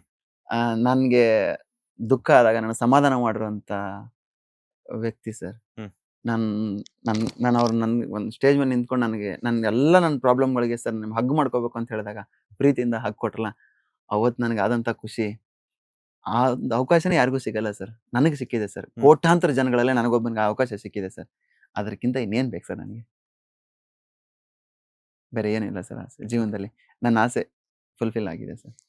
ನಿಮ್ಮ ಆಸೆ ಅಂತೂ ಫುಲ್ಫಿಲ್ ಆಯ್ತು ಅಂತ ಹೇಳ್ತಾ ಇದ್ರೆ, ಈಗ ಬಿಗ್ ಬಾಸ್ ಇಂದ ಬಂದ್ಮೇಲೆ ಒಂದಷ್ಟು ಜನರಿಗೆ ಸೀರಿಯಲ್ಸ್ ಆಗಿರ್ಬೋದು, ಸಿನಿಮಾಗಳಲ್ಲಿ ಆಗಿರ್ಬೋದು ಅವಕಾಶ ಸಿಕ್ಕಿದೆ. ಗೋಲ್ಡ್ ಸುರೇಶ್ ಅವ್ರಿಗೂ ಅವಕಾಶ ಬಂದಿದೆ ಅಂತ ನಿಜಾನ? ಸರ್ ಬಂದಿದೆ ಸರ್. ನೆಗೆಟಿವ್ ರೋಲ್ ಮಾಡಕ್ ಇಷ್ಟಪಡ್ತೀರಾ, ಪಾಸಿಟಿವ್ ರೋಲ್ ಮಾಡಕ್ ಇಷ್ಟ? ಸರ್ ನೆಗೆಟಿವ್ ರೋಲ್ ಮಾಡಕ್ಕೆ ಇಷ್ಟಪಡ್ತೀನಿ. Negative role. ನೆಗೆಟಿವ್ ರೋಲ್ ಮಾಡಕ್ಕೆ ಇಷ್ಟಪಡ್ತೀನಿ ಸರ್.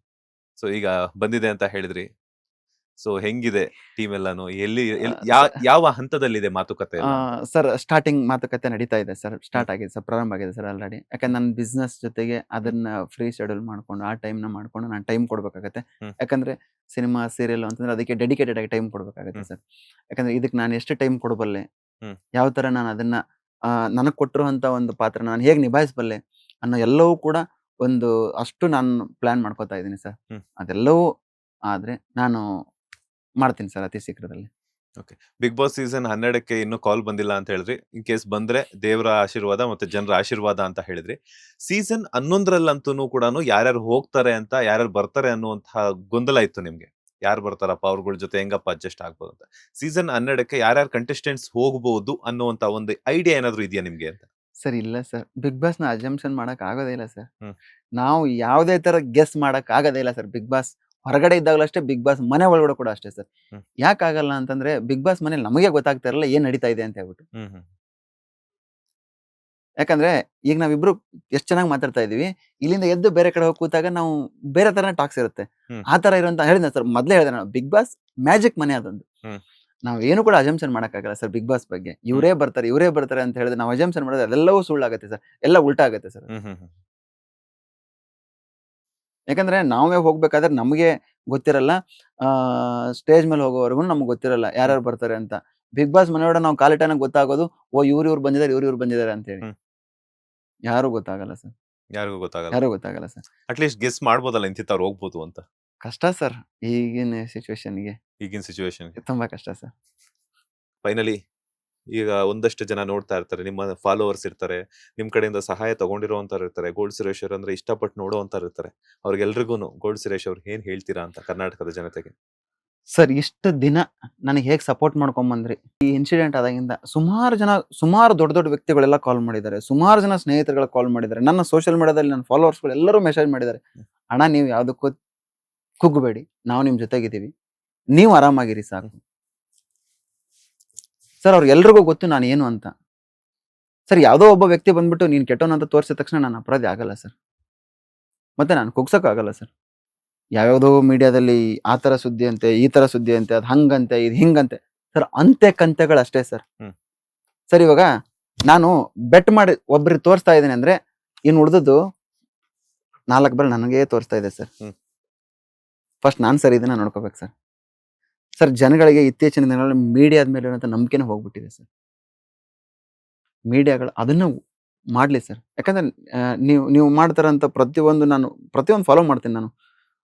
ನೋಡ್ತಾ ಇರೋಂಥ ನ್ಯೂಸ್ಗಳಾಗ್ಲಿ, ಕೊಡ್ತಾ ಇರುವಂತ ಸುದ್ದಿಗಳಾಗ್ಲಿ, ಅವಾಗ ನಮ್ಗೆ ಅನ್ಸುತ್ತೆ ಈ ತರದ ಮೀಡಿಯಾಗಳು ಯಾಕೆ ಆನ್ ಸ್ಕ್ರೀನ್ ಬರಲ್ಲ, ದೊಡ್ಡದಾಗಿ ಮಾಡಲ್ಲ ಇವರು, ಯಾಕೆ ಈ ತರ ಬರಲ್ಲ, ಇವ್ರು ಏನೂ ಮಾಡದೇ ಇರೋಂಥ ಇಂಥವೆಲ್ಲ ಮೀಡಿಯಾಗಳು ಇಷ್ಟು ಮಟ್ಟಕ್ಕೆ ದೊಡ್ಡದಾಗಿ ಹೋಗಿ ಕೂತ್ಬಿಟ್ಟವ್ರೆ. ಅವಾಗ ಅನ್ಸುತ್ತೆ ಸರ್ ಅವರೆಲ್ಲ ಹಿಡ್ಕೊಂಡು ಮಾಡೋ ಅಂಥವ್ರು ಸರ್. ಬಕೆಟ್ ಇಟ್ಕೊಂಡ್ ಮಾಡೋಂತ ಅಷ್ಟೇ ಸರ್. ಸರ್ ಬಕೆಟ್, ನಾನು ಒಬ್ರು ಬಕೆಟ್ ಇಟ್ಟರೆ ನಾನು ಬೆಳಿತೀನಿ ಸರ್, ಇನ್ನೊಬ್ರು ಬಕೆಟ್ ಇಟ್ಟರೆ ಅವರು ಬೆಳಿತಾರೆ ಸರ್. ಮನುಷ್ಯ ಯಾವತ್ತು ಬಕೆಟ್ ಹಿಡಿಯೋದು ಬಿಡ್ತಾನೆ ಸರ್, ಅವತ್ತು ಒಳ್ಳೆ ಹೆಸರು ಮಾಡ್ತಾನೆ ಸರ್. ಅವತ್ತು ಅವನಿಗೆ 4 ಜನ ಗುರುತಿಸ್ತಾರೆ ಸರ್, ಒಳ್ಳೆಯವನಪ್ಪ ಈ ವ್ಯಕ್ತಿ ಅಂತಾರೆ. ಯಾವಾಗ ನಾವು ಬಕೆಟ್ ಹಿಡಿತೀವೋ ನಾವು ಕೆಲಸ ಅಷ್ಟೇ ಸರ್. ಬಟ್ ಎಲ್ಲ ಒಂದ್ ಕಡೆ ಈಗ ಇತ್ತೀಚಿನ ದಿನಗಳಲ್ಲಿ ನಾನು ಅಬ್ಸರ್ವ್ ಮಾಡಿರೋ ಪ್ರಕಾರ, ನನ್ನ ಒಂದು ಎಕ್ಸ್ಪೀರಿಯನ್ಸ್ ಅಲ್ಲಿ ಹೇಳ್ತೀನಿ, ಬಕೆಟ್ ಹಿಡಿಯುವಂತವರೇ ಜನರಿಗೆ ಇಷ್ಟ ಆಗ್ತಾರಲ್ಲ. ನೇರ ನಿಟ್ಟ ನಿರಂತರ ಯಾರು ಸ್ಟ್ರೈಟ್ ಫಾರ್ವರ್ಡ್ ಆಗಿರ್ತಾರೋ ಅಂತವ್ರು ಇಷ್ಟ ಪಡೋದಿಲ್ಲ ಸರ್. ಸ್ವಲ್ಪ ದಿನದ ಮಟ್ಟಿಗೆ ಸರ್, ಅದು ಬಹಳ ದಿನ ಹೋಗಲ್ಲ ಸರ್. ಕ್ರಮೇಣವಾಗಿ ಅವ್ರಿಗೂ ಗೊತ್ತಾಗ್ಬಿಡುತ್ತೆ ಸರ್. ಇತ್ತೀಚೆಗೆ ಎಲ್ರಿಗೂ ಗೊತ್ತಾಗಿದೆ ಸರ್. ಅಲ್ಲಿ ಸರ್ ಆಕ್ಚುಲಿ ಏನ್ ಗೊತ್ತಾ, ಆ ತರದ್ ಮಾಧ್ಯಮಗಳು ಕಮೆಂಟ್ ಬಾಕ್ಸ್ ನ ತೆಗೀರಿ ಸರ್, ಎಷ್ಟು ಚೆನ್ನಾಗಿರೋ ಕಮೆಂಟ್ಗಳು ಇರ್ತಾವ ಗೊತ್ತಾ ಸರ್. ನಿಜವಾಗ್ಲೂ ಹೇಳ್ತೀನಿ ಸರ್, ಅವ್ರ ಏನಾದ್ರು ಕಮೆಂಟ್ ಮಾಡ್ಬಿಟ್ರೆ ಅವ್ರದ್ದು ತಗೊಂಡು ಅವರೇ ಹೊಡ್ಕೊಬೇಕು, ಅಷ್ಟು ಚೆನ್ನಾಗಿ ಕಮೆಂಟ್ಗಳು ಇರ್ತವೆ. ಅದು ಅವ್ರ ಕಣ್ಣಿಗೆ ಕಾಣಿಸೋದೇ ಇಲ್ಲ. ಅವ್ರಿಗೆ ಕಾಣಿಸೋದೇನ್ ಗೊತ್ತಾ, ನಾನ್ ವೈಟ್ ಪೇಪರ್ ನೋಡಿ ಅಂತ ಅಷ್ಟೇ ತೋರಿಸೋದು. ವೈಟ್ ಪೇಪರ್ ಇಂದ ಎಷ್ಟು ಗಲೀಜಾಗಿರುತ್ತೆ ಅವ್ರಿಗೆ ಗೊತ್ತೇ ಇರಲ್ಲ ಅದು. ಆ ಕೆಲಸ ಮಾಡಿ ಯಾಕೆ ಅದನ್ನ ಮಾಡ್ತಾ ಇಲ್ಲ ನೀವು? ವೈಟ್ ಪೇಪರ್ ಬಿಡಿ, ನಿಮ್ಮಿಂದ ಆಗಿರೋ ಗಲೀಜ್ನ ತೋರಿಸಿ ಜನಗಳಿಗೆ. ಅದನ್ನ ತೋರ್ಸಲ್ಲ, ಯಾರು ಕೂಡ ತೋರ್ಸಲ್ಲ. ಸರ್ ಜೀವನದಲ್ಲಿ ತಲೆ ಹಿಡಿಯೋದು, ತಲೆ ಹೊಡೆಯೋದು, ಬಕೆಟ್ ಹಿಡಿಯೋ ಕೆಲಸ ನಾನು ಮಾಡಿಲ್ಲ ಸರ್, ಮುಂದೆನೂ ಮಾಡಿಲ್ಲ ಸರ್. ಅದ್ ಮಾಡದೇ ಇರೋದಕ್ಕೇನೆ ನೀವು ಇವತ್ತು ಇಲ್ಲಿ ಕೂತಿರುವಂತದ್ದು. Thank you so much. ತುಂಬಾ ಅರ್ಥಪೂರ್ಣವಾದಂತಹ ಮಾತುಗಳನ್ನ ತಿಳಿಸ್ಕೊಟ್ರಿ.